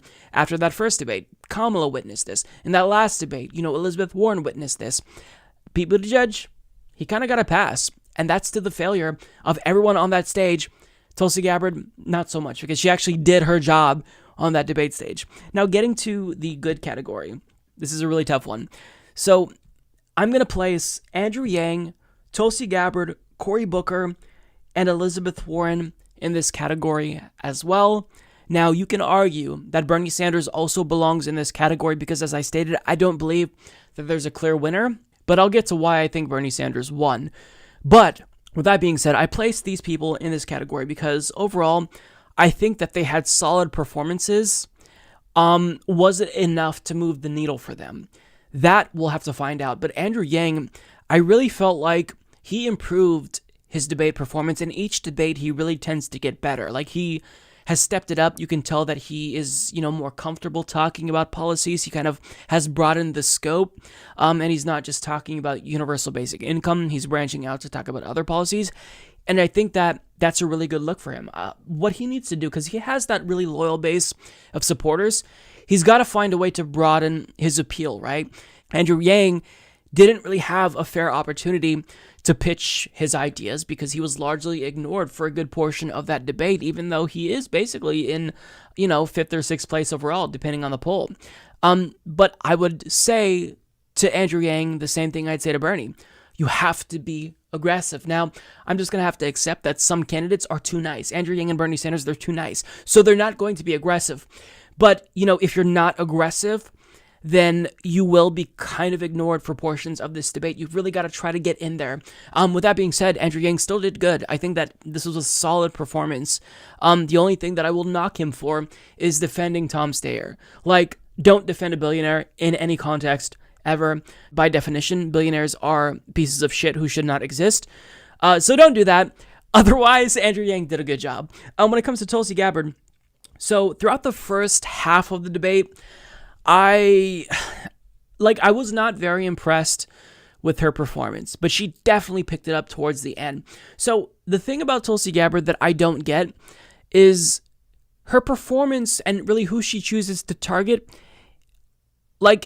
I don't understand why she goes after Hillary Clinton's foreign policy when you have Joe Biden on the stage, who basically has the same exact foreign policy as Hillary Clinton. You're not running against Hillary Clinton. You're running against Joe Biden. Now, it's well played. The way that she spun this, Hillary Clinton attack, I think that was a brilliant move. But it's time to move on now. You got people's attention, so now it's really time to talk about policy. Talk about the things that you are running on. And the thing about Tulsi Gabbard is she has the same problem that I have. She needs to learn how to cut out the fluff and be more concise. For me, I'm a chatterbox, right? So I'm always talking and talking and talking, and I really have to force myself to get to the point that I want to make. I'm doing it right now. And she has this problem, and she's got to fix it because you don't have time. So I'll give you an example. When it came to climate change, she started off her answer about climate change mitigation by talking about how, I've talked to Republicans and libertarians and all progressives alike. We all care about this. Yes, we know that lots of people care about climate change, but you just wasted a minute of your time not talking about solutions. Now, she ended strongly on that particular answer, but you have to cut out the fluff and get straight to the substance. And she does have an issue just getting to policy, right? She ended her closing statement by talking about respect and aloha. Don't. That's platitudes. Get to the policy, lay out your agenda, because if you are a candidate like Tulsi Gabbard and Andrew Yang, to be fair, you're not going to be given that much time. So you've got to make the best impression you can possibly make, and just espousing platitudes, everyone else in the race is doing that. So people aren't really going to be able to determine who's the better candidate based on who has the nicest platitudes. They're voting based on policy. And Tulsi should have laid out her agenda there. With that being said, I don't want to be too hard on her because I think that her performance was good overall. And this is namely because she had a really big moment. And she knows that she needs at least 1 to 2 big moments at each debate to kind of build up momentum to propel her for that next debate, to get more donations and support so she qualifies. And she did that. Now, I will say, and I don't want to talk too much about this in this debate breakdown because I will have a separate segment on that. What I would have done if I were Tulsi Gabbard when it comes to that Pete Buttigieg attack is rather than just focus on him, floating the idea of sending troops from the United States to Mexico to combat gang and drug violence, which is absurd, by the way, but rather than just focusing on that, she should have done to Pete what she did to Kamala and lay out multiple things. It's called gish galloping. It's a debate strategy where you just kind of throw a bunch of things. You overwhelm your opponent and they can't possibly respond to everything. So since she only called him out primarily for one thing, he was able to respond and swat that away. Now, I think that she got the better of that exchange, and you can really see the fragility of Pete Buttigieg. He doesn't do well under pressure, and he doesn't like to be criticized, right? But if she kind of threw a lot at him, the way that he was basically lying about endorsements he got, his record in South Bend, I think it would have been a knockout punch in the same way that she gave a knockout punch to Kamala Harris. Now, with that being said, I think that her calling out Pete Buttigieg is great. It's fantastic. But, I think that there could have been a better way to do that, but I still think she did a good job. And why she refuses to attack Joe Biden, though, it doesn't make sense. It makes no sense to me. He's your opponent, and your whole thing is regime change wars. You have someone in the race who voted for the Iraq War. You can't talk about, the Bush and Hillary doctrine when you have someone on the stage who voted for the Iraq War. So I don't get the strategy. I don't get, the criteria for how she chooses who to attack and who to give a pass to. But either way, her performance, I think, was solid. Getting to Cory Booker. Cory Booker, he irritates me a lot because he is always one of these candidates who is, about I'm above the fray, right? We can't attack each other. We can't have all of this divisiveness, right? And whenever he says that, I hate him. But whenever he starts actually calling out his opponents in a meaningful way, he does a good job, and he's got phenomenal one-liners. So when he talked about how Joe Biden didn't want to legalize marijuana, and he thought when he heard Joe Biden say that, he must have been high, that was a phenomenal way to criticize Joe Biden. It was memorable and probably the best moment of the night throughout the whole course of the debate. So, kudos to him for that. But overall, did he do enough is the question, because he's kind of on the brink of death, right? He hasn't qualified for the December debate yet. So was that enough? I don't know. Really, who truly is going to benefit from this debate is based on who the media chooses to prop up. So if they think that Pete Buttigieg should benefit from this, they're going to declare him the winner and he's going to get a boost. If they think that Cory Booker should be the new winner and they start their love affair with him and move on from Pete, then Cory Booker will get a boost. So I think this will be determined by the media, by and large. However, I think his performance overall, objectively speaking, as someone who does not support Cory Booker and who thinks he's fake and smarmy, I think it was solid. Now, when it comes to Elizabeth Warren, I don't know what to say about Elizabeth Warren. I think that her exchange with Cory Booker about the wealth tax was solid. But by and large, I feel as if she kind of faded into the background throughout the course of this debate, and she didn't say anything new that we didn't already know about her. I think she's a very good debater, and I'll be fair to her. She doesn't really need to do much because she is one of the frontrunners still, so you don't have to be super bombastic, you don't have to be aggressive and go on offense, but you do have to maintain, and I think she just kind of maintained, right? We didn't hear nothing new. There was no moment that was devastating for Elizabeth Warren. What does irritate me, though, is that she's kind of, and I alluded to this earlier, so I won't be, too redundant in rehashing this, but she needs to not be presented as the standard bearer for Medicare for All because we know that she's not serious about it. She's backing a public option. That's her number one priority, not Medicare for All. So that's irritating, but regardless, Elizabeth Warren, she maintained, and that's what she needed to do. Okay, so getting to my winner, surprise, surprise, it's Bernie Sanders. Now, I think that this is largely due to the fact that I just support Bernie Sanders, so that's my own bias. It's difficult to escape your own subjectivity and, be objective here in this instance. But let me explain to you why I believe that Bernie Sanders is the winner. He didn't deliver what I wanted. Going into this in my pre-debate analysis, I wanted aggression from Bernie Sanders because that's how you get more talk time and that's how you have, the highlights that mainstream media will talk about.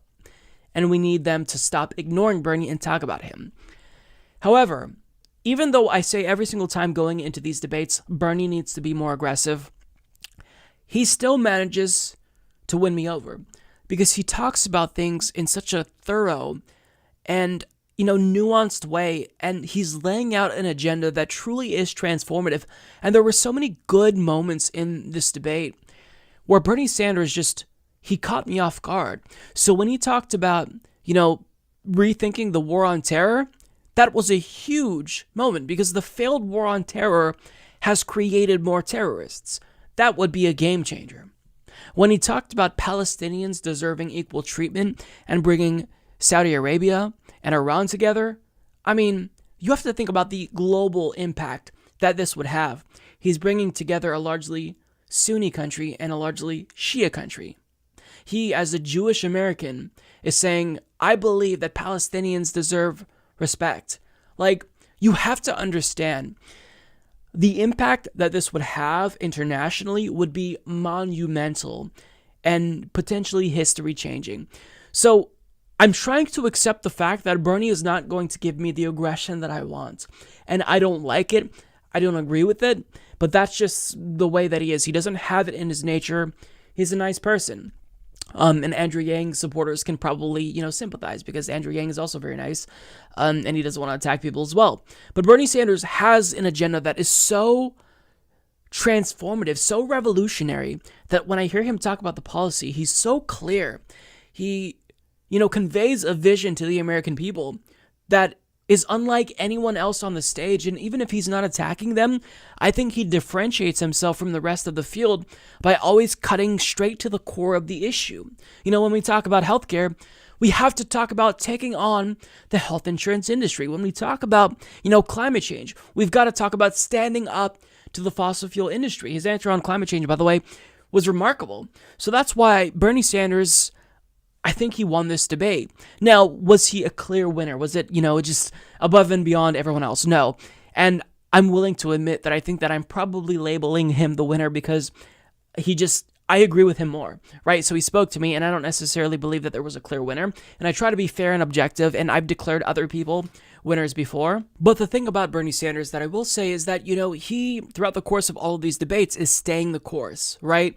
He is not trying to win by having these really big moments throughout this debate and attacking people. He's trying to win based on policy. And while I think that there is, value in attacking your opponents during a primary, I do think that this debate strategy that he has now would be great going up against Donald Trump, because Donald Trump is going to try to make this, a race to the bottom, right? This will be gutter politics with whoever is the nominee going up against Donald Trump. But if you stay focused on policy substance and you're really, really substantive, then I think that that's the best strategy going up against Donald Trump. So Bernie is just, he's staying the course. That's, I think, the best way to put it. And sometimes slow and steady wins the race. I'd love to see him actually call out the corruption. Like when Pete Buttigieg and Amy Klobuchar talk about Medicare for all who wanted a public option, all of that nonsense. Like, I would love to hear him ask them, how much money have you taken from the health insurance industry? Let me tell you, I have a list right here. That would be such a powerful moment. So, I mean, he's a nice guy, but you can attack someone in a very polite way. You can criticize them while not conveying aggression, if that's what he's worried about. But with that being said, there's just so much substance there that I find it hard to fault Bernie Sanders, because he's given me exactly what I want when it comes to policy, the substance, the nuance, and he's doing this with a very limited amount of time, right? He's very concise, he gets straight to the point, and that's what I love about Bernie Sanders. So that's why I think he won. Could you argue and say I think it was someone else? Yeah, I think that those 5 people, Yang, Gabbard, Booker, Warren, if you're a supporter of them, I think you're probably going to argue that they were the winner of this debate. But certainly what I'm not willing to negotiate on is the fact that Biden, Steyer, and Klobuchar are definite losers. But I mean, I looked at lists online, and I try not to do that before doing these debate breakdown videos, because I want my opinion to be unadulterated, and they were just all over the place. And this is something that I think we're going to continue to see, because with that many candidates on the stage, it's really difficult to kind of have your moment and stand out. So candidates do what they can, and this really is about how wisely you use your time, right? And I think that Bernie Sanders always uses his time wisely, and he speaks truth to power. Now, he's preaching to the choir. I'm the choir, right? So everything he says, it's going to resonate with me because I'm a Bernie Sanders supporter and I believe he's the best. But you can make the case that maybe debate performance-wise, he wasn't the best. But I mean, there wasn't, many attacks lobbed against him. And, that leads me to believe that maybe they're sleeping on Bernie Sanders and he could be a sleeper, right? He's still in the process of slowly but surely surging. He's gaining in the polls, right? It might not be at the speed that Pete Buttigieg is gaining, but he's gaining nonetheless, while Elizabeth Warren and Joe Biden are going down. So, you know what? He's not aggressive, but I love him anyway. So that's my breakdown. We're going to get to the specifics. And yeah, I'm curious to know what you think. I always kind of like to gauge the audience because I do believe that this really is subjective. And oftentimes I'll see comments like, Mike, what are you thinking? This person definitely lost or this person definitely won. And I really do believe that you can make that case and possibly persuade me because this really is subjective. When there's this many candidates, it's so difficult to stand out. And this is really, it's tough. We're not really engaging in policy details in as thorough of a way as we need to be. But I think that candidates, for the most part, in that top 5 list, the Yang, Tulsi, Booker, Warren, Bernie, they made the best with the time, that they were given. But Bernie Sanders, I think, stood out the most. So yeah, I'll leave that there. So as usual, Bernie Sanders had a lot of phenomenal moments at the debate. His answer on climate change in particular was absolutely amazing. But one moment that I think was my favorite was the answer that he gave on foreign policy, because he proved to the world that he will be unlike every other candidate. And he's not just a candidate that could potentially transform America, but he could transform the world based on what he said here. Take a look. I may have been the first person up here to make it clear that Saudi Arabia not only murdered Khashoggi, but this is a brutal dictatorship which does everything it can to crush democracy, treats women as third-class citizens. And when we rethink our American foreign policy, what we have got to know is that Saudi Arabia is not a reliable ally.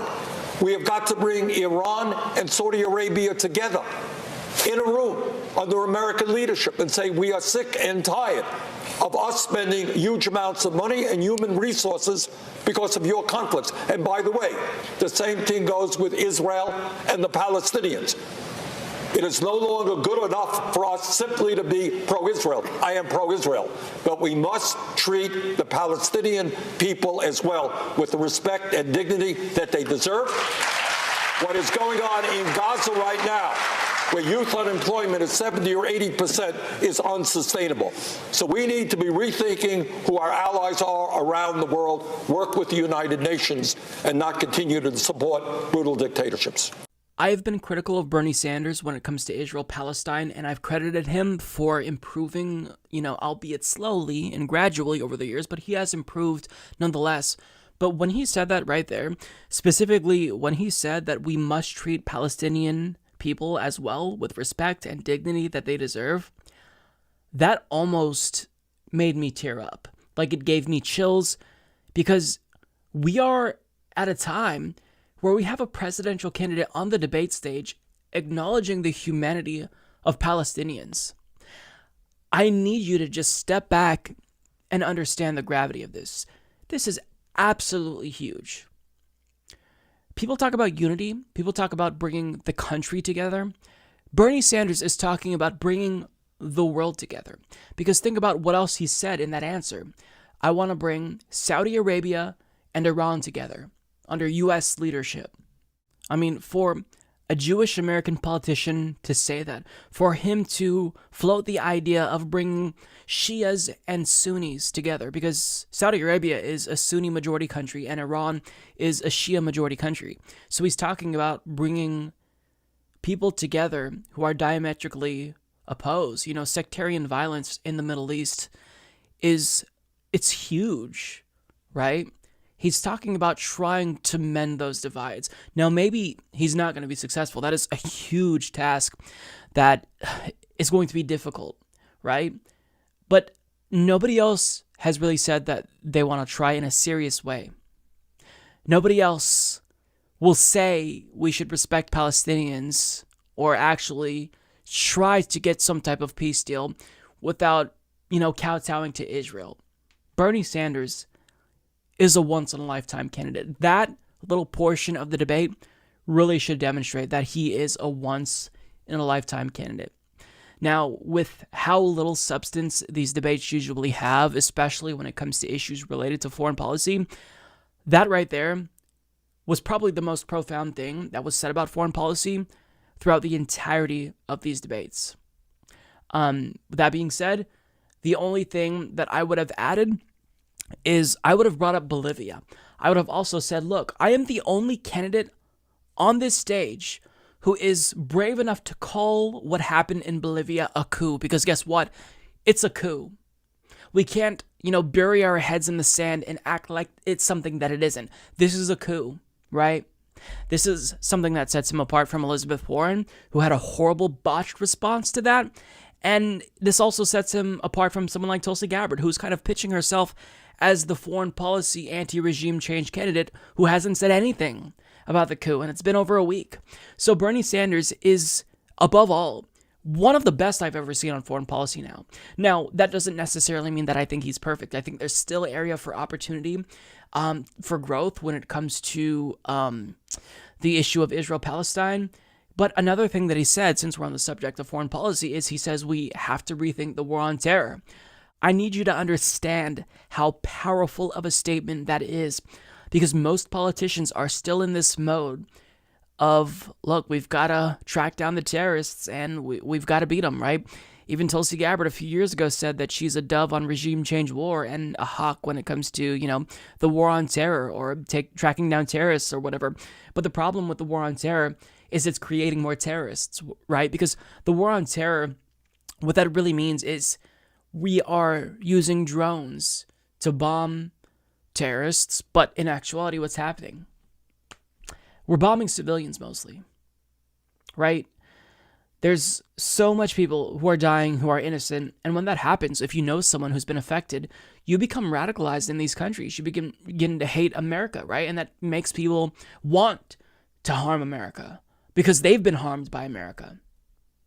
So we have to make sure that our war on terror isn't counterproductive, and it has been counterproductive. And for Bernie Sanders to call the war on terror out like that on a debate stage, this is truly transformative. This is truly, truly transformative. Now, I don't know what he means by that, right? That was relatively vague, but just to question the war on terror narrative in and of itself is incredibly important. If he means that he wants to do away with the Bush doctrine and actually rebuild these countries that we helped destroy, that would be absolutely something that I think would be life-changing for so many people in Iraq, whose lives we crushed. So overall, I mean, what Bernie Sanders said here tonight, it really is a game changer. Like, he's pushing the Overton window to the left, and he's really getting everyone to think about foreign policy in a different way, in a more humane way, right? Where we're not just using our hegemony to destroy the world and destroy the planet, where we're actually thinking about a humane foreign policy that, emphasizes diplomacy and, rebuilding different countries that we've destroyed. He talks about a Marshall Plan for Latin America oftentimes. He didn't say that in, the debate, but I mean, this is someone who, if he were to be commander-in-chief, I mean, this really could change the direction of the U.S. in terms of foreign policy, in terms of ending U.S. imperialism. That is so crucial, right? And he's going to take on a huge battle. The military-industrial complex isn't just going to go out without a fight. They're going to give it everything they got. They're going to opt for Trump over Bernie. But the fact that he's even saying this, the fact that he's acknowledging the human dignity of Palestinian rights, it's really remarkable, and it shouldn't be remarkable. Like, acknowledging the humanity of human beings shouldn't be this surprising. But that's where we're at in American politics. So when someone on a national stage says we need to treat Palestinians with respect and dignity that they deserve, that really is huge. It's a game changer. And nobody else is talking about foreign policy in the way that Bernie Sanders is, because he is rooted in, humanitarianism and humanism. And that's why he's the best candidate, far and away. So yeah, that was great. I don't have anything else to say. He said everything that I wanted him to say, with the exception of, talk about Bolivia. But he said with regard to, Saudi Arabia, Iran, and Israel-Palestine, phenomenal. So it seems like at each debate, Tulsi Gabbard kind of sets her sights on one particular candidate. At first, it was Kamala Harris, and she basically gave Kamala's campaign a death blow. She then tried to target Elizabeth Warren at the last debate. It didn't necessarily land, but she got in a pretty solid shot at Pete Buttigieg. And I think this one's going to hurt him a little bit. Take a look. But I want to get back to Pete Buttigieg and his comment about experience. Pete, you'll agree that the service that we both have provided to our country as veterans by itself does not qualify us to serve as commander-in-chief. I think the most recent example of your inexperience in national security and foreign policy came from your recent careless statement about how you as president would be willing to send our troops to Mexico to fight the cartels. As commander-in-chief, leader of our armed forces, I bring extensive experience serving for 7 years in Congress, on the Foreign Affairs Committee, on the Armed Services Committee, on the Homeland Security Committee, meeting with leaders of countries around the world, working with military commanders of different commands, dealing with high-level national security briefings, understanding what's necessary, the preparation that I've gotten to walk in on day one to serve as Commander-in-Chief. Congresswoman, thank you. Mr. Mayor, I'll allow you to respond. I know that it's par for the course in Washington to take remarks out of context, but that is outlandish even by the standards of today's politics. Are you saying that you didn't say that? I was talking about U.S.-Mexico cooperation. We've been doing security cooperation with Mexico for years, with law enforcement cooperation and a military relationship that could continue to be developed with training relationships, for example. Do you seriously think anybody on this stage is proposing invading Mexico? That's not what I said. I'm talking about building up alliances. And if your question is about experience, let's also talk about judgment. One of the foreign leaders you mentioned meeting was Bashar al-Assad. I have, in my experience, such as it is, whether you think it counts or not, since it wasn't accumulated in Washington, enough judgment that I would not have sat down with a murderous dictator like that. Congresswoman Gabbard, let me allow you to respond. Thank you. You were asked directly whether you would send our troops to Mexico to fight cartels, and your answer was yes. The fact checkers can check this out. No. But your point about judgment is absolutely correct. Our commander-in-chief does need to have good judgment. And what you've just pointed out is that you would lack the courage to meet with both adversaries and friends to ensure the peace and national security of our nation. I take the example of those leaders who have come before us, leaders like JFK, who met with Khrushchev, like Roosevelt, who met with Stalin, like Donald Trump, Reagan, who met like Reagan, who met and worked with Gorbachev. These issues of national security are incredibly important. I will meet with and do what is necessary to make sure that no more of our brothers and sisters in uniform are needlessly sent into harm's way fighting regime change wars that undermine our national security. I'll bring real leadership and experience to the White House. So that was certainly one of the highlights of the debate. It's one of the instances of, kind of a back and forth that really stood out to me. And I really will give Tulsi Gabbard credit. I've been critical of her in the past, but she deserves credit because if you are attending this debate, it behooves you to attack the person who is now largely viewed as the new frontrunner, at least in Iowa, right? Because if you're a frontrunner, you have to prove that you are worthy of that position and you have to defend your frontrunner status. But for whatever reason, people didn't want to attack Pete Buttigieg. Like Kamala Harris was handed a golden opportunity to attack Pete Buttigieg for not reaching out to black voters enough, and she backed away. Like there were numerous instances where Pete Buttigieg could have been attacked, and people chose not to go after him. Now, Amy Klobuchar, to her credit, kind of went after him with regard to inexperience, but she didn't really target him in the way that Tulsi Gabbard did. So everyone else on the stage should really thank Tulsi Gabbard for doing their dirty work for them because they should have really focused on Pete Buttigieg. So it was important to call him out because this is someone who absolutely is a fraud who needs to be called out. So I give her credit for that. That being said, do I believe this was as effective as her attack on Kamala Harris? No, I think that this is definitely going to hurt him a little bit. I don't know that it will have the same impact that her criticism of Kamala Harris had. Now, I'll tell you why that's the case. So when she criticized Kamala Harris, she threw a bunch of stuff at Kamala Harris. Kamala Harris couldn't have possibly responded to everything, every point of criticism that Tulsi brought up in that short period of time. So Kamala Harris was kind of just left flailing. She kind of tried to laugh off Tulsi's attacks. And so you really want to overwhelm your opponent. And this is a strategy that people often denounce. It's called gish galloping, where you just kind of throw a bunch of stuff at someone, overwhelm them, make it so they can't, respond, and you wound them that way, right? But in this instance, Tulsi Gabbard really centered her focus on one thing: the idiotic, prospect of potentially sending U.S. troops to Mexico to combat gang and drug violence. And we started the war on drugs that led to the violence in Latin America, but that's a different story for a different day.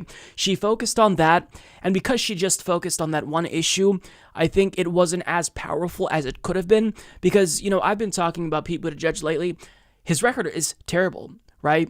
He has a plethora of scandals in South Bend that she could have also lumped in. She could have threw out, the scandal with him firing the police chief.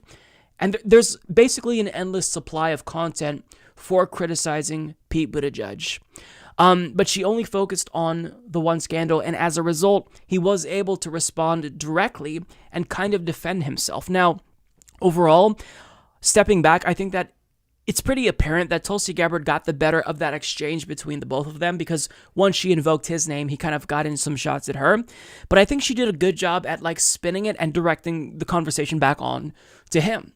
But he wouldn't have been as equipped and prepared to defend himself had she just thrown a number of things at Pete Buttigieg. So she, she talked about how that statement really demonstrates how he's inexperienced to lead, and then she went on to talk about her experience and how she serves on, different committees and whatnot.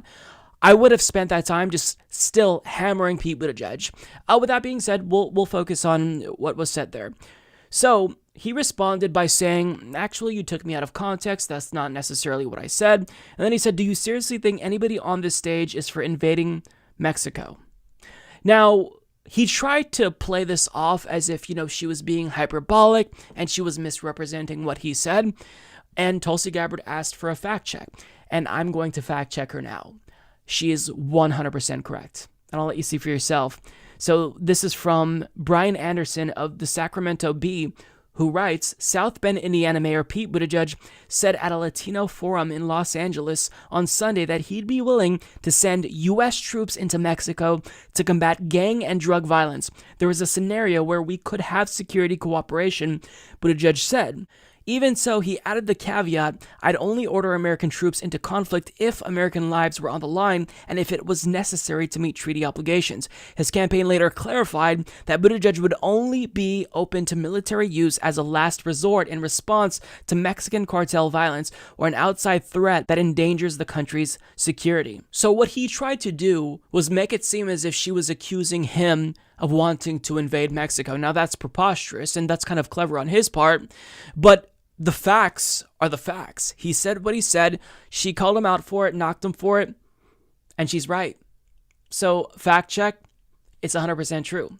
So what did he try to do? He tried to spin this and make it about her, which is really what you want to do, right? If you're backed into a corner, you deflect, and rather than playing defense, you start playing offense. So he knocked her for, predictably, meeting with Assad. Now, this has been trotted out time and again. Whenever somebody is backed into a corner by Tulsi Gabbard, Kamala Harris was the same way. They bring up Assad. She did this after the debate. I think Tim Ryan, after the debate, when she got into a heated back and forth with him in that very first debate, he also knocked her for meeting with Assad.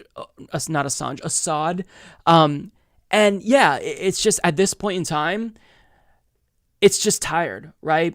I think that diplomacy is important, and Pete Buttigieg kind of shed light into his horrible foreign policy when she defended herself. Now, I think that she did a good job at actually spinning this and defending herself and also kind of demonstrating why he's a warmonger. So, she likened her meeting with Assad for, purposes of diplomacy to, when JFK met with Khrushchev and Roosevelt met with Stalin. And then what did Pete Buttigieg say?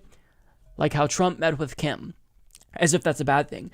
I dislike Donald Trump, but what would you prefer, Pete Buttigieg? Because Donald Trump is either hot or cold, right? He's at 100% or 0%. Or would we prefer him making this half-assed attempt to, work out some type of peace deal with Kim Jong-un? Look, I've said this before. Donald Trump is in over his head, and he doesn't really know what he's doing. Like, he doesn't really have any core philosophy when it comes to diplomacy or foreign policy. So he doesn't really know what he's doing, right? He is influenced by who strokes his ego the best. He's a child. He's a man baby. So I don't think he's actually going to be capable of achieving some sort of lasting peace. But should we give him credit for at least trying? Yes. Because what Pete Buttigieg is doing is he's doing what Hillary Clinton did to Obama back in 2008 when she criticized Obama for saying he would meet with Iran without preconditions. This is part of diplomacy.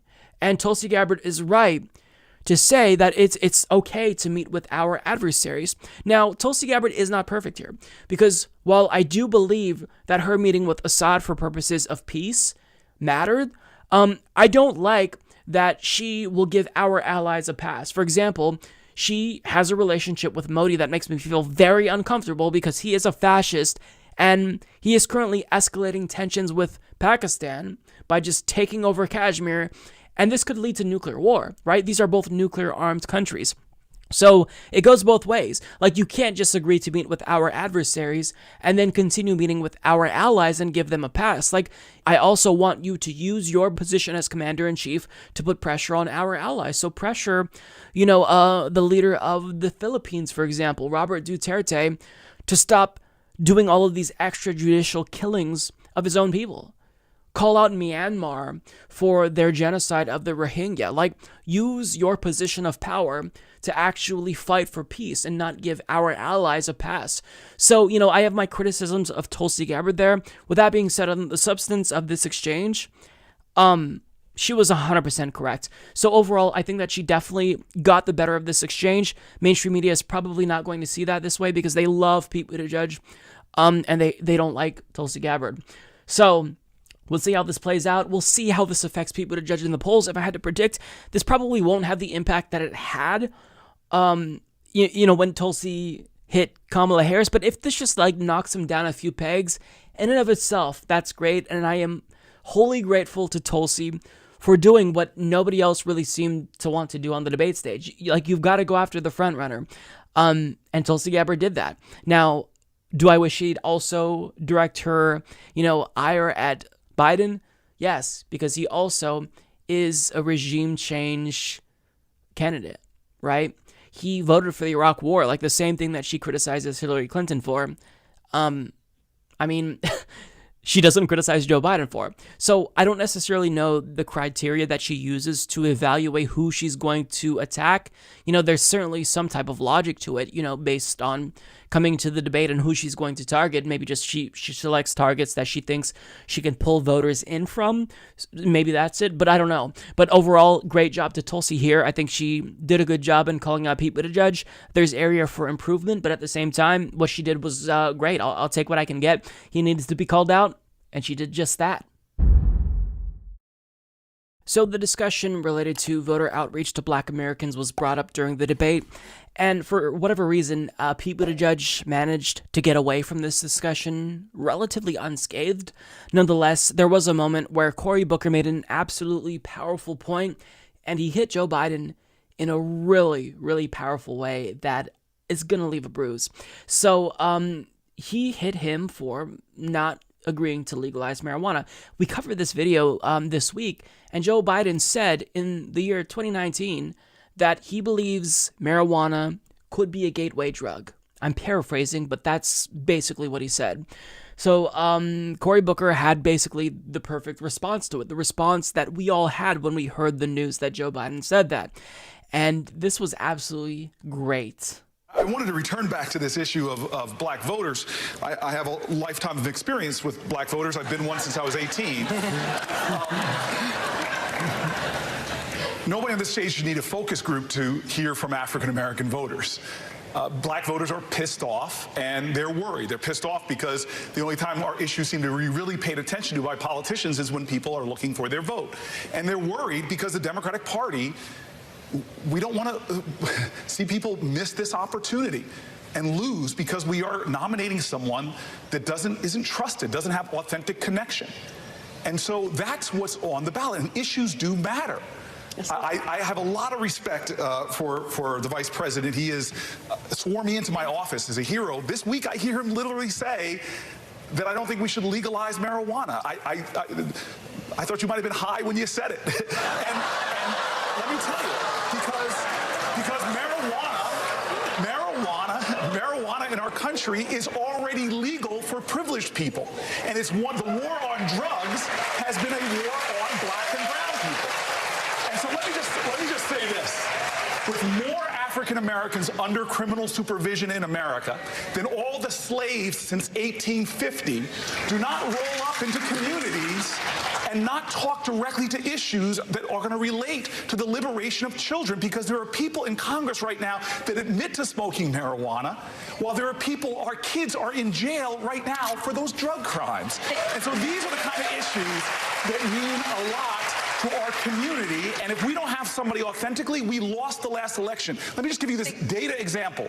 We lost in Wisconsin because of a massive diminution, a lot of reasons, but there was a massive diminution in the African American vote.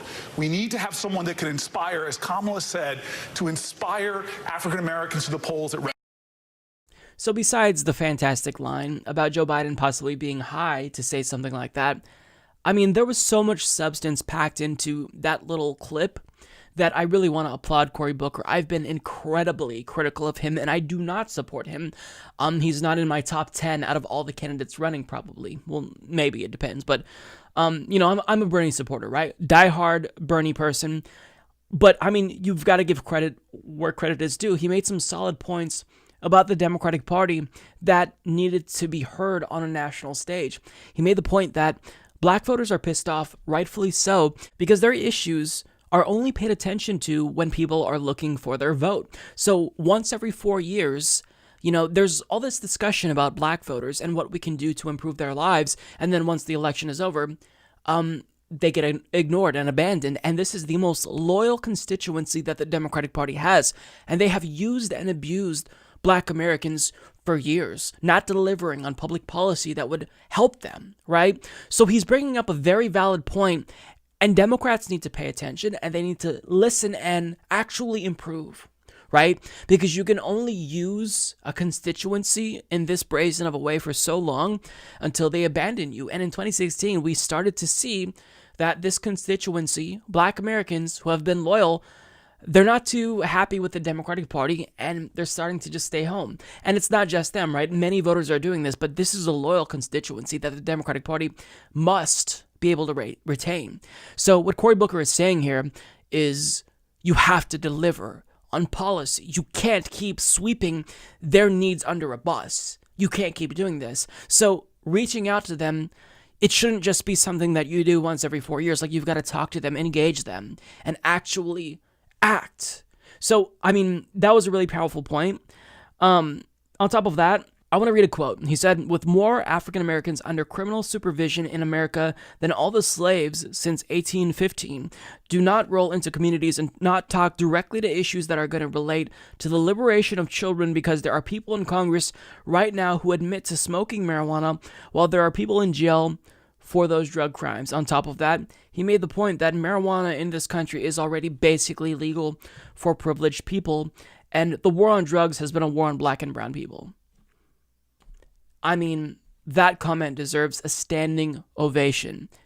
Absolutely. And, you know, even though I have my criticisms of the Democratic Party and a lot of people running for president, the way that so many of them are talking openly about how horrible the war on drugs has been, particularly to Black and brown people. You know, Bernie brought it up, Tulsi brought it up,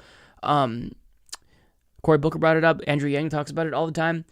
This is a really nice change, right? You have to talk about this. The war on drugs has been a complete failure, and you have to talk about it in these terms. This has devastated communities, right?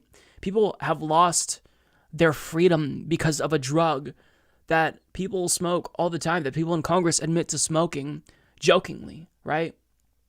Bill Clinton admitted to smoking it. I believe George Bush admitted to smoking it. So we can't keep talking about this as if this is only about marijuana legalization. This is a criminal justice issue, and this is a racial justice issue. And I think that Cory Booker did a great job at really laying that out and educating Joe Biden there. Now, Joe Biden tried to respond, and he made matters worse. Throughout the debate, I mean, every time he spoke, it really looked like he was in pain, right? I mean, the look on his face, he struggled to collect his thoughts. He lost his train of thought multiple times and would reverse course in the middle of the sentences. He shouldn't be there, right? So he tried to respond, and he made matters worse. Now, this isn't a direct response to marijuana legalization, but he's going to defend this idea that he isn't, engaging with communities of color in America and talking to Black Americans. Watch what he says and watch how embarrassed he gets. I come out of the Black community in terms of my support. If you notice, I have more people supporting me in the Black community that have announced for me because they know me. They know who I am. 3 former chairs of the Black Caucus. The only African-American woman that ever been elected to the United States Senate. A whole range of people. No, my point is... that's not true. The other one is here. I said the first. I said the first African-American elected. First African-American. So my point is... That was cringeworthy. That was genuinely cringeworthy. You have a Black female senator right beside you on the debate stage, and you forget that she's there. And her reaction, I thought, was great. She capitalized on that. Cory Booker capitalized on it. I mean, what do you say to Joe Biden? What do you say to Joe Biden? Like, when you see the candidates on the debate stage, what you should really be thinking about as a voter is who is going to be best equipped to take on Donald Trump, someone who will be energetic, someone who will be absolutely vicious and ruthless. Think to yourself, is Joe Biden that person? Is Joe Biden really best suited to take on Donald Trump? These debates, time and again, have demonstrated that Joe Biden absolutely is not going to be competent enough to take on Donald Trump. His debate performance is not going to suffice, right? They haven't sufficed. And imagine him going up against Donald Trump. Donald Trump is going to run circles around him, and it'll be all bullshit and nonsense. Donald Trump will espouse right-wing extremist talking points and lies, but what people look for in a president is strength, right? That is one of these factors that Americans seem to love. They really seem to be drawn to people who speak with confidence and certainty, right? When Kamala Harris went after Joe Biden, she demonstrated strength. When Cory Booker went after Joe Biden here, he demonstrated strength. When Joe Biden tried to be strong and went after Tom Steyer, which was great, I mean, he did it in a really mealy-mouthed way that was kind of boring. Like, it could have been more impactful. So Joe Biden is not the candidate, and these debates should be showing people that if you want to beat Trump, this electability argument has collapsed. Joe Biden is not electable, right? Polling says otherwise right now, so you can disagree with me when it comes to the polls, but let's just trust our guts in this instance, and let's just read the writing that's on the wall. Joe Biden is going to lose to Donald Trump. Time after time, candidates are demonstrating why he's not fitted here, and Cory Booker did a great job at showing people why he shouldn't be the nominee. Now, I think his chances have been diminished. I don't think he's going to win. With that being said, we'll see what happens, but either way, phenomenal job to Cory Booker here. Credit where it's due. I'm not a fan of him. I don't support him. I think he's a corporatist who takes money from Big Pharma and should be ashamed of himself for that. I think he's known for, grandstanding usually. However, in this instance, you can't deny that that was absolutely phenomenal. Great on the substance, great performance. Overall, stellar job.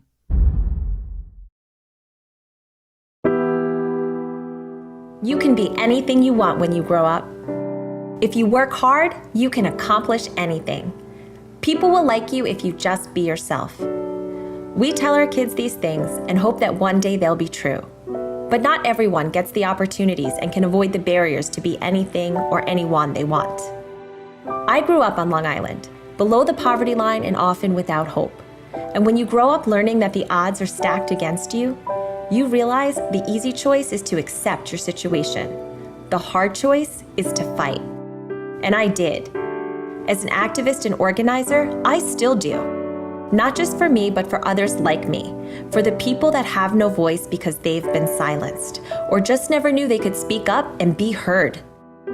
We've been told by those in charge to wait our turn or stay in our lane. Well, right now is our turn, and fighting for solutions that affect our future is absolutely in our lane. I believe everyone deserves a seat at the table, but the table itself is broken, rotted by corporate greed, the super rich, and generational politicians more concerned about their next election than our next school getting shot up. Right now, just having a seat at a broken table isn't enough. We need to build a brand new table, a table with space carved out for everyone's voice, where boldness, courage, and leadership are championed. A table with fewer politicians who are out of touch with everyday people, and more everyday people changing and shaping our futures, relentless in their pursuits and driven by the passion to make a difference. Our district deserves common sense solutions, fought with the urgency they deserve. Because when we all use our voices together, we can make a difference. Our district deserves better. The status quo isn't working. The rhetoric isn't working. The thoughts and prayers definitely aren't working. If we really want change, if we really want progress, we need to fight for it together. I'm Melanie Dorigo, and I'm running for Congress in New York's 3rd District. We're building a movement. Let's build it together.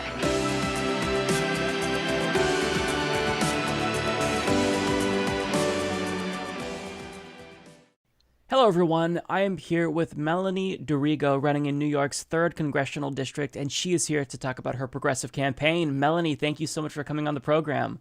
Thank you so much for having me, Mike. I am excited to talk to you. You're running a fantastic campaign, and your slogan is Elect Better Democrats. I absolutely love that. What does that mean? Well, I guess it depends on who you ask. To me, it means that we really have to look within our own party, because what we have discovered is that while we have certain representatives that bear the Democrat moniker, when we look at their votes and their actions, they're not really living up to what it means to be a true, or what I think it means to embody the democratic ideals, and in many cases are breaking with the party and siding with the Republican Party right now in their votes and actions. So we're calling on people to pay attention. It's really a call to action, right? To pay attention, understand who your representatives are. And if they're not representing you, well, vote them out and represent someone who does. Hence, elect better Democrats.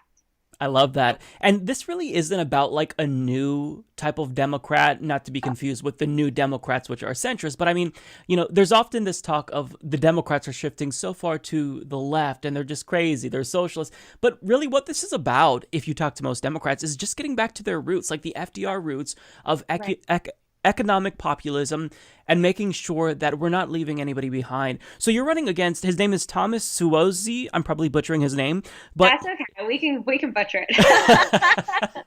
No one needs to know his name anyway, right? Yeah. So he was just elected in 2016. Now I'm curious, why do you think he needs to be challenged? Because if he was just elected and you're already primarying him, something is wrong there. He's clearly not it. So why do you think he's insufficient? Yeah, and just for a little bit of background, he served as mayor in a town within the district for many, many, many years. And then after that, he was our Nassau County, which is a county on Long Island, the Nassau County executive for close to 10 years. And then he lost that election twice. He lost, and then he tried to run again and lost again. And then a few years later, he ran for Congress. So he's been around. He's been a career politician where, you know, in my home in Long Island for, over 25 years. And when he got to Congress, I think that there is a little bit of space, like at least me, not everyone is that way, but I give everyone the benefit of the doubt when they start out. You got to give them a little bit of space to get their footing. That's fine. But what I have seen very consistently over the last 4 years is that my representative does not, as I said earlier, he doesn't represent me. And when you have a representative that is almost exclusively funded by corporate donations, when you start to see when they break and have this very strange vote that is really in direct opposition to what I believe as Democrats we stand for, and then lo and behold, there's one of his donors that benefits from it. I think that's a major problem. And that's a problem on both sides of the aisles. You know, it's not just a Democratic problem. It's definitely a Republican problem as well. And I think we need to expect more from our representatives because something has changed under a Trump administration and we're paying more attention. And I think the people want representatives to represent them. beyond corporate money. And one of our sort of our first encounters or our first sparring matches with my current representative is his position on immigration. He has this incredible story of his parents immigrating here. You would think someone with that kind of background would really step up and fight for immigrants.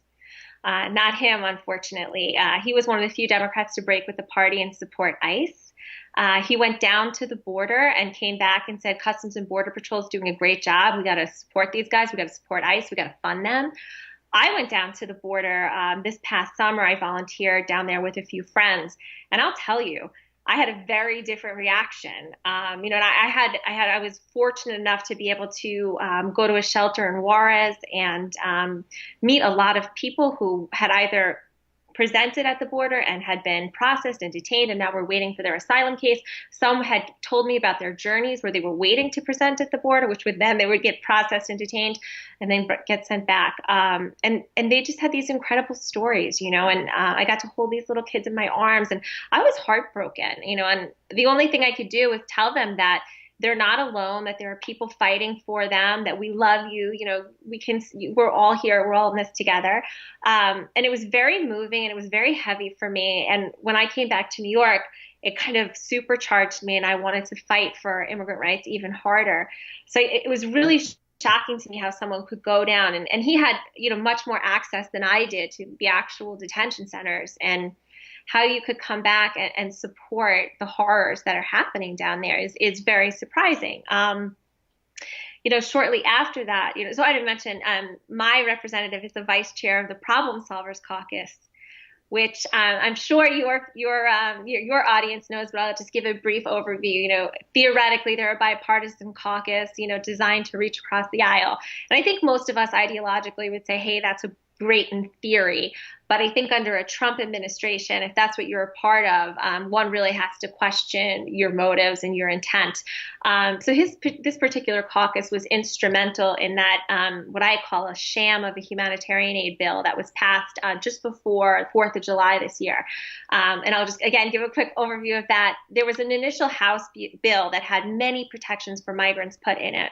Of course, when it got to the Senate, Mitch McConnell did his thing and he, crossed out all of the protections and he increased funding for ICE. And it was a $4.5 billion bill. So taxpayers are paying this. And over half of the bill went to expanding shelters, not to humanitarian aid like representatives would have us believe. And his caucus was instrumental in telling Pelosi not to negotiate for these protections to be put back in after McConnell stripped them out.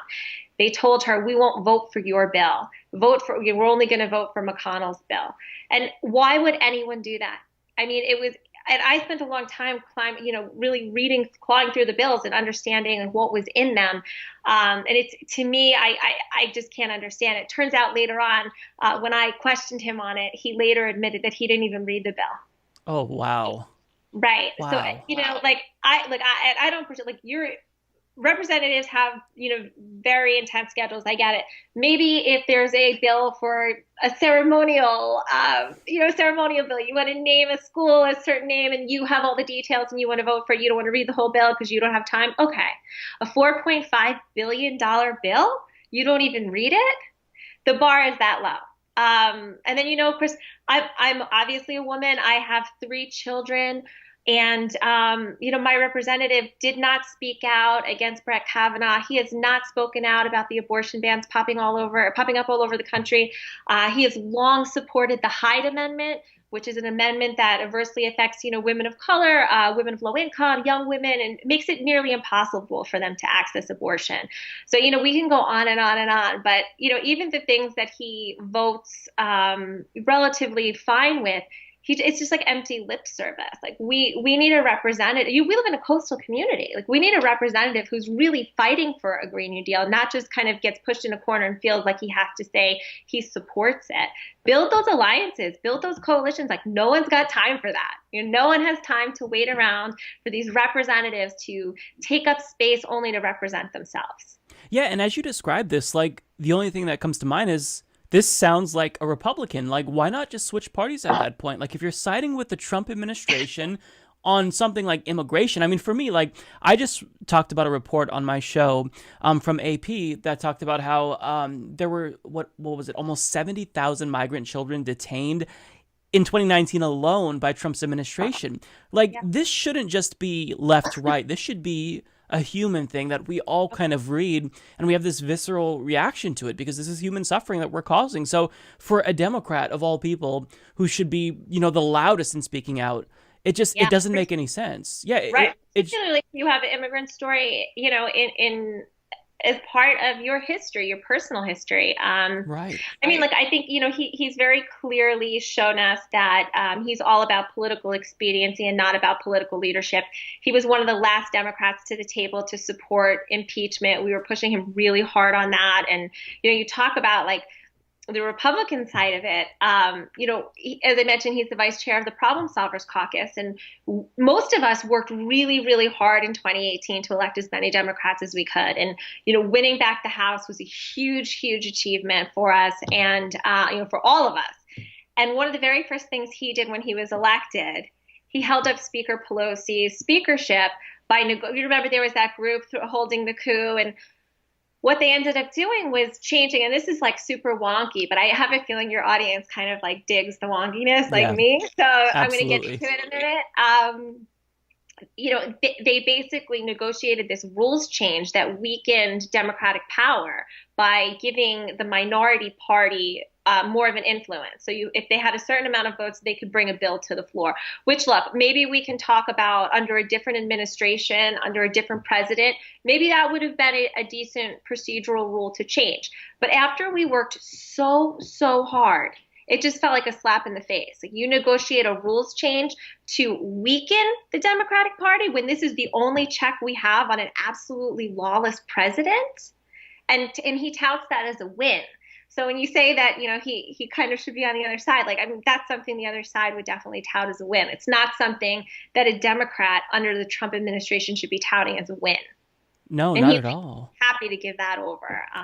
So there are a lot of good reasons to challenge him, but mostly I really just believe that my district deserves a leader. We deserve a fighter, and that's not him. You know, so I'm stepping up, and I am building coalitions, and we're building momentum, and we're pumped, and I'm really excited about the campaign that we're running. Yeah, I love your campaign, and the way that you describe the situation is we don't just need more voices at the table. We need a new table. Like, the system is rotten to the core. So explain kind of your broad philosophy politically, and talk a little bit about yourself, because this isn't just about that Republican light Democrat who's in power. This is about someone who would bring true change to that district that I think people in New York's 3rd would actually love and admire. Yeah. So I'm glad that you talked about the table reference. You know, I think you have, like, you know, Shirley Chisholm said, if there's not a seat at the table, bring a folding chair. And I think she was so inspirational for so many reasons. And I think a lot of women in particular started to do that. But when you get to the table, you realize that table wasn't built for you, right? And it's sort of this microcosm of our government, right? These spaces weren't built for us. It's why so many mothers don't run for Congress, because they don't know how to navigate that with raising children, right? But we look, and almost all of our Congress is well, not anymore after 2016, but I think before 2016, everyone in Congress was a millionaire. Yeah, like Most half, I believe. Yeah. I think it was more. No, I think it was Oh, like, really? I'll have to check. I'm going to check, and I'm going to send you the stat. But Okay. I mean, it's astounding. It is astounding. These spaces weren't built for us. So we're building a brand new table. And what that means is that we are building this movement. And it's not just me, which is even more exciting, right? There are candidates all over the country that are stepping up with similar philosophies. And we've built very strong alliances here with a lot of the progressive candidates, which is really exciting, because we kind of help each other out and boost each other as much as we can. But it's really about restoring power back to the people. So we have a broken healthcare system. We all know that. Who is this healthcare system working for? This funny, I chuckle, this idea that people like their health insurance, like, nobody likes that. Like, so half the time people don't even know who their carrier is. You know, that it's not the health insurance thing. Like, you may like your doctor, you may have a relationship with your doctor, but you don't like the health insurance industry, or the health insurance carrier. I am a huge supporter of Medicare for all. I spent my career working, developing health improvement programs for patients, for clients, for families, for kids, and ultimately for organizations. And I saw that whole world, and I know what goes into it. And the truth of the matter is that healthcare costs are unsustainable. They're unsustainable for consumers. They're unsustainable for employers. And it's just insane that we live in a world where we think it's okay for senior citizens to ration their insulin, where 20-year-olds are starting GoFundMes because they can't afford their medication or their medical procedures. That's insane. So broken system, new table. We need to build something new. And right now, I think that is, I think it's Medicare for all. That to me makes sense. A Green New Deal. It's a completely different new system. It's a new way of thinking. Yes, we are through it. We are, we're essentially, getting rid of our fossil fuels. We're switching to 100% renewable energy. And that is very exciting. We need to do those things to save our planet, but to focus on frontline communities. We don't do that in America. For some reason, there are, and this has been done since the dawn of time, there's something within certain people, and I'm not going to specify which party does this more frequently, but your audience can probably guess. There's something within Americans, or not even Americans, within people, that they want to kick people when they're down. They want to invest in kicking people more so they can stay down. And I just think that is so backwards. And we need to invest in lifting people up. And that's what this campaign is about. And so whether that is figuring out ways to fund public education in ways that make sense, funding, public colleges so people can get an education, which will ultimately lead to a thriving, more innovative country for us. Restoring rights, which shouldn't be something, it shouldn't be new. It shouldn't be innovative. But unfortunately, under a Trump presidency where he's rolled back and discriminated against so many marginalized communities, it's about creating a world of equity and equality. And it's really, it's returning government to the people. Yeah, absolutely, which is crucial. And you talk a lot about, big money in politics, the corporatization of, not just American politics, but the Democratic Party. So I'm curious, because you are all about basically reforming the Democratic Party. What would that look like, practically speaking? So let's say you get elected to Congress and Medicare for All comes up, and there's going to be, we'll say, like a really large portion of the party that is going to vote against it. How do you, as someone who would be kind of a target from leadership, because, I can't really foresee a situation where we get a progressive as a leader anytime soon. But what do you do? Because there's going to be pushback against you and members of the squad and progressives. They're going to try to marginalize you. How do you fight against that within the party? Yeah, I think it is about, firstly, I will say, I'm hopeful that 2020 will yield many progressive seats. Yes. And I think, the more we have people who want to lead because it's an intrinsic motivator, they want to lead for the people, stepping up and running for office. And the more we get in office, the stronger we become as a coalition, right? Because there are power in numbers for sure. But I think that we have to get a little vocal and we have to get a little loud. Ideally, running a campaign is a lot of work. Running for Congress is a lot of work. I think it's meaningful and it's important work, but it's nonstop. It's 7 days a week. You're pulling 10-hour days most days, and so it's a lot. And then if you do end up getting elected, I think you have to look at it like, okay, your clock starts there. Of course, it would be great if you got reelected and you can continue to do the work that you're doing. But I think what happens is too many people get to Congress and they say, oh, how do I stay here? And I think it's the wrong approach. I think we need to win seats and then say, what can I change here? And you have your time, right? You have 2 years to make as much change as you can. And it's building coalitions. It's trying to get through to the other side. But I do think, money in politics is a huge part of it, because and again, it's on both sides. So a lot of the Democratic Party takes a lot of money and they don't want to vote against it. They're big donors from the insurance industry, medical suppliers, pharmaceuticals. So it's trying to build those bridges. And I'll see when I get there, what the response is. But if the response is not positive, then I think it's our responsibility as representatives to continue to build within our community, right? Because once you get elected, your work doesn't stop there. It's not just about fighting in Congress. It's not just about introducing legislations, but it is about doing the work at home and building support and having, like, creating a national conversation around it, right? Because if the people rise up, well, those politicians will have no choice but to side with their people, or they'll get voted out.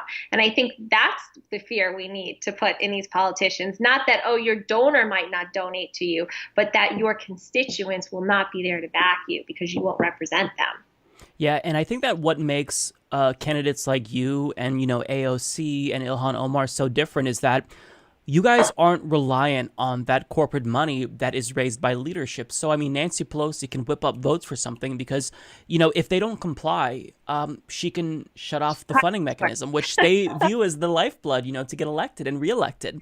Right. So you guys don't have to worry about that because this is a grassroots campaign. You don't take money from large multinational corporations. This is a people-powered movement. So that in and of itself, like, even if we can't get, like, 50 plus 1% of progressives like you in Congress, just having a really large bloc that's vocal, I truly believe that can actually make a difference. So let's say, hypothetically speaking, the 2020 election is pretty successful and we broaden the squad and we have like 35 members of the squad now, very bold, vocal, progressive people in Congress. What do you think can actually be achieved in the event we get a Democratic White House? Just with that squad, do you think that is actually enough to get policies like Medicare for All through? If it's like 35 members, is that big enough? Listen, I think you look at the impact that Representative, I have to give her the respect, Representative Ocasio-Cortez, right? Yes. Look at what just that one person has been able to do. Look at how she's changed the dialogue. I mean, it's incredible. I think, and it really depends on who the president becomes, right? I think if we have a Bernie Sanders presidency, well, then yeah, we're going to get that passed. But if for some reason the world goes crazy and we have more of a moderate Democrat in the White House, I think then it's incumbent on the progressives to really push for it and represent it. And one thing, I'm sorry, I meant to mention when you asked me about, building that leadership and we talk about the corporate money. I'm not sure if you're aware, but I recently issued my first policy, which was around getting corporate money out of politics. Right? We know that Citizens United has been so detrimental, for our country, and I think, and it's going to be really, really hard to overturn that. And there, we can. There's all different kinds of theories and ways to do it, but I think it's about thinking outside the box and really holding our politicians accountable for what they are doing, because I think most people are not aware of just how much cash, how much money corporations and dark money are really filtering through politics. So I launched the Paid By Act, and I'm happy to say that several of my progressive, hopefully future colleagues in New York have, signed on to the policy, and now many around the country have. And essentially the Paid By Act is politician accountability. Oh, give me one sec. Politician accountability information disclosures benefiting you. So paid by, and essentially what it does is it would require a politician to disclose when they take a vote, like a major vote. It would require them to disclose how much money they took from a competing industry. So like you see like a Pete Buttigieg who's sort of done this flip-flop where he supported Medicare for All, and now it's like this Medicare for All who wanted public option, whatever, he's spinning. But he has, taken a lot of money from, insurance, medical industry. So he would have to disclose that. And I think it's important for, for Americans, for constituents to see that and understand that, because that context is just, it's paramount to understanding if your representative represents you or represents the people. Yeah, absolutely. And I love that there are so many people running for Congress who are already proposing legislation. Like, that really shows you that people who are running are hungry. And this is like this new class of people who, lots of which will hopefully get elected in 2020. It's so, like, it makes me optimistic. Like, I always joke about how cynical I am and how, my heart it has shrunken and it's growing a little bit. But, it does give me hope to see so many people running with fresh ideas who actually care about policy, and they're not going to get in and become complacent and just worry about, getting reelected. Because if you have that short-sighted way of thinking, then you're not going to represent the people. You're just going to think about what you can do that's politically expedient that will lead to you getting reelected, and then you just become like the rest of the corporate Democrats and do nothing. So it's so nice to see people like you come to the table with fresh ideas. So at this point, I know everyone who's watching is going to be on board with you. So tell us what we can do to help you and how we can get involved and how we can support your campaign. Thank you. Thank you for mentioning that. And, you know, our campaign is big enough for everybody. But as I said, we are running a grassroots campaign. So donations are so, so important. Even small donations are very important because it's really what's sustaining us. So if you can donate, you can go to DorigoForCongress.com. Also follow us on Twitter at Dorigo Melanie. We're a little sassy on Twitter, so if you like the sass, come on in. And we're Dorigo for Congress on Facebook and Instagram as well, so follow along. But also important is to share out the information with your friends. If you like an idea, if you like a policy that I'm talking about, or that a new policy, because we'll be rolling out some new ones as well, please share them. Please tell your friends. I think I know your audience is super engaged and it's so important, but a lot of people are coming to politics for the first time, really, right? And so sending out a message, whether it's a text message or an email to your friends and saying, hey, this is a great candidate. Why don't you consider donating? I know there are a lot of people that think, oh, well, I don't have money to donate. I don't have $100. I don't have $200. I don't have $500, $1,000, whatever they think in their head. But you know what? $5 donation, $10 donation, $20 donation, they all add up. And if we think about if we got everyone to just donate $5, we would all be running very successful campaigns. So every little bit truly does help, and it's so meaningful for grassroots campaigns. Yeah, and think about this. Like, in the event we get, let's say, 5,000 people watch this. If all 5,000 people donated $5, think of the difference that would make. Right. She would be unstoppable, and you're already unstoppable, but I mean, you'd be even more unstoppable. So Melanie, thank you so much for coming on the program. Thank you so much for running for Congress. I know this is a tremendous, amount of self-sacrifice that I would never be up to doing. So thank you for having the guts to run. Maybe one day. Maybe one day. I never thought I'd be running for Congress either. I never, ever would have guessed in my wildest dreams that this would be my path. But you never know. Some certain things happen in life that ignite you. And, we're fighting hard, and, we're really excited. And I'm so, so thankful and humbled that you invited me on your show. I really appreciate it. Well, I'm excited to have you on. Everyone, it's DorigoForCongress.com. Please donate, chip in a buck or two. Anything helps. And most importantly, if you're in that 3rd District of New York, get involved, volunteer, knock on some doors for Melanie, because that makes all the difference in a race when she is going to go up against a political behemoth who probably has hundreds of thousands, if not millions of dollars. So, Melanie, thank you so much for coming on. Yeah. Thank you so much, Melanie. Thank you so much. Well, that's all that I've got for you guys today. Thank you so much for tuning in. As usual, we're not going to stop the show without thanking the people who make the show possible. That is our Patreon patrons, our YouTube members, along with our PayPal contributors. Thank you all so much. Even one-time contributions. You guys are absolutely phenomenal. Memberships are great, but the people who just submit a donation here and there, thank you all so much for helping us. It truly means the world to me. So that's it. I have nothing left to say, so we'll go ahead and leave that there. Thank you so much to my guest, Melanie Dorigo. Yeah, I'll see you all next week. I'm Mike Figueredo. This is the Humanist Report. Thank you all so much. Take care. Mike is the worst progressive on YouTube. Please don't subscribe to him or become a patron. David Dole is so much better. Trust me, folks, he's doing a great job. He really is, okay?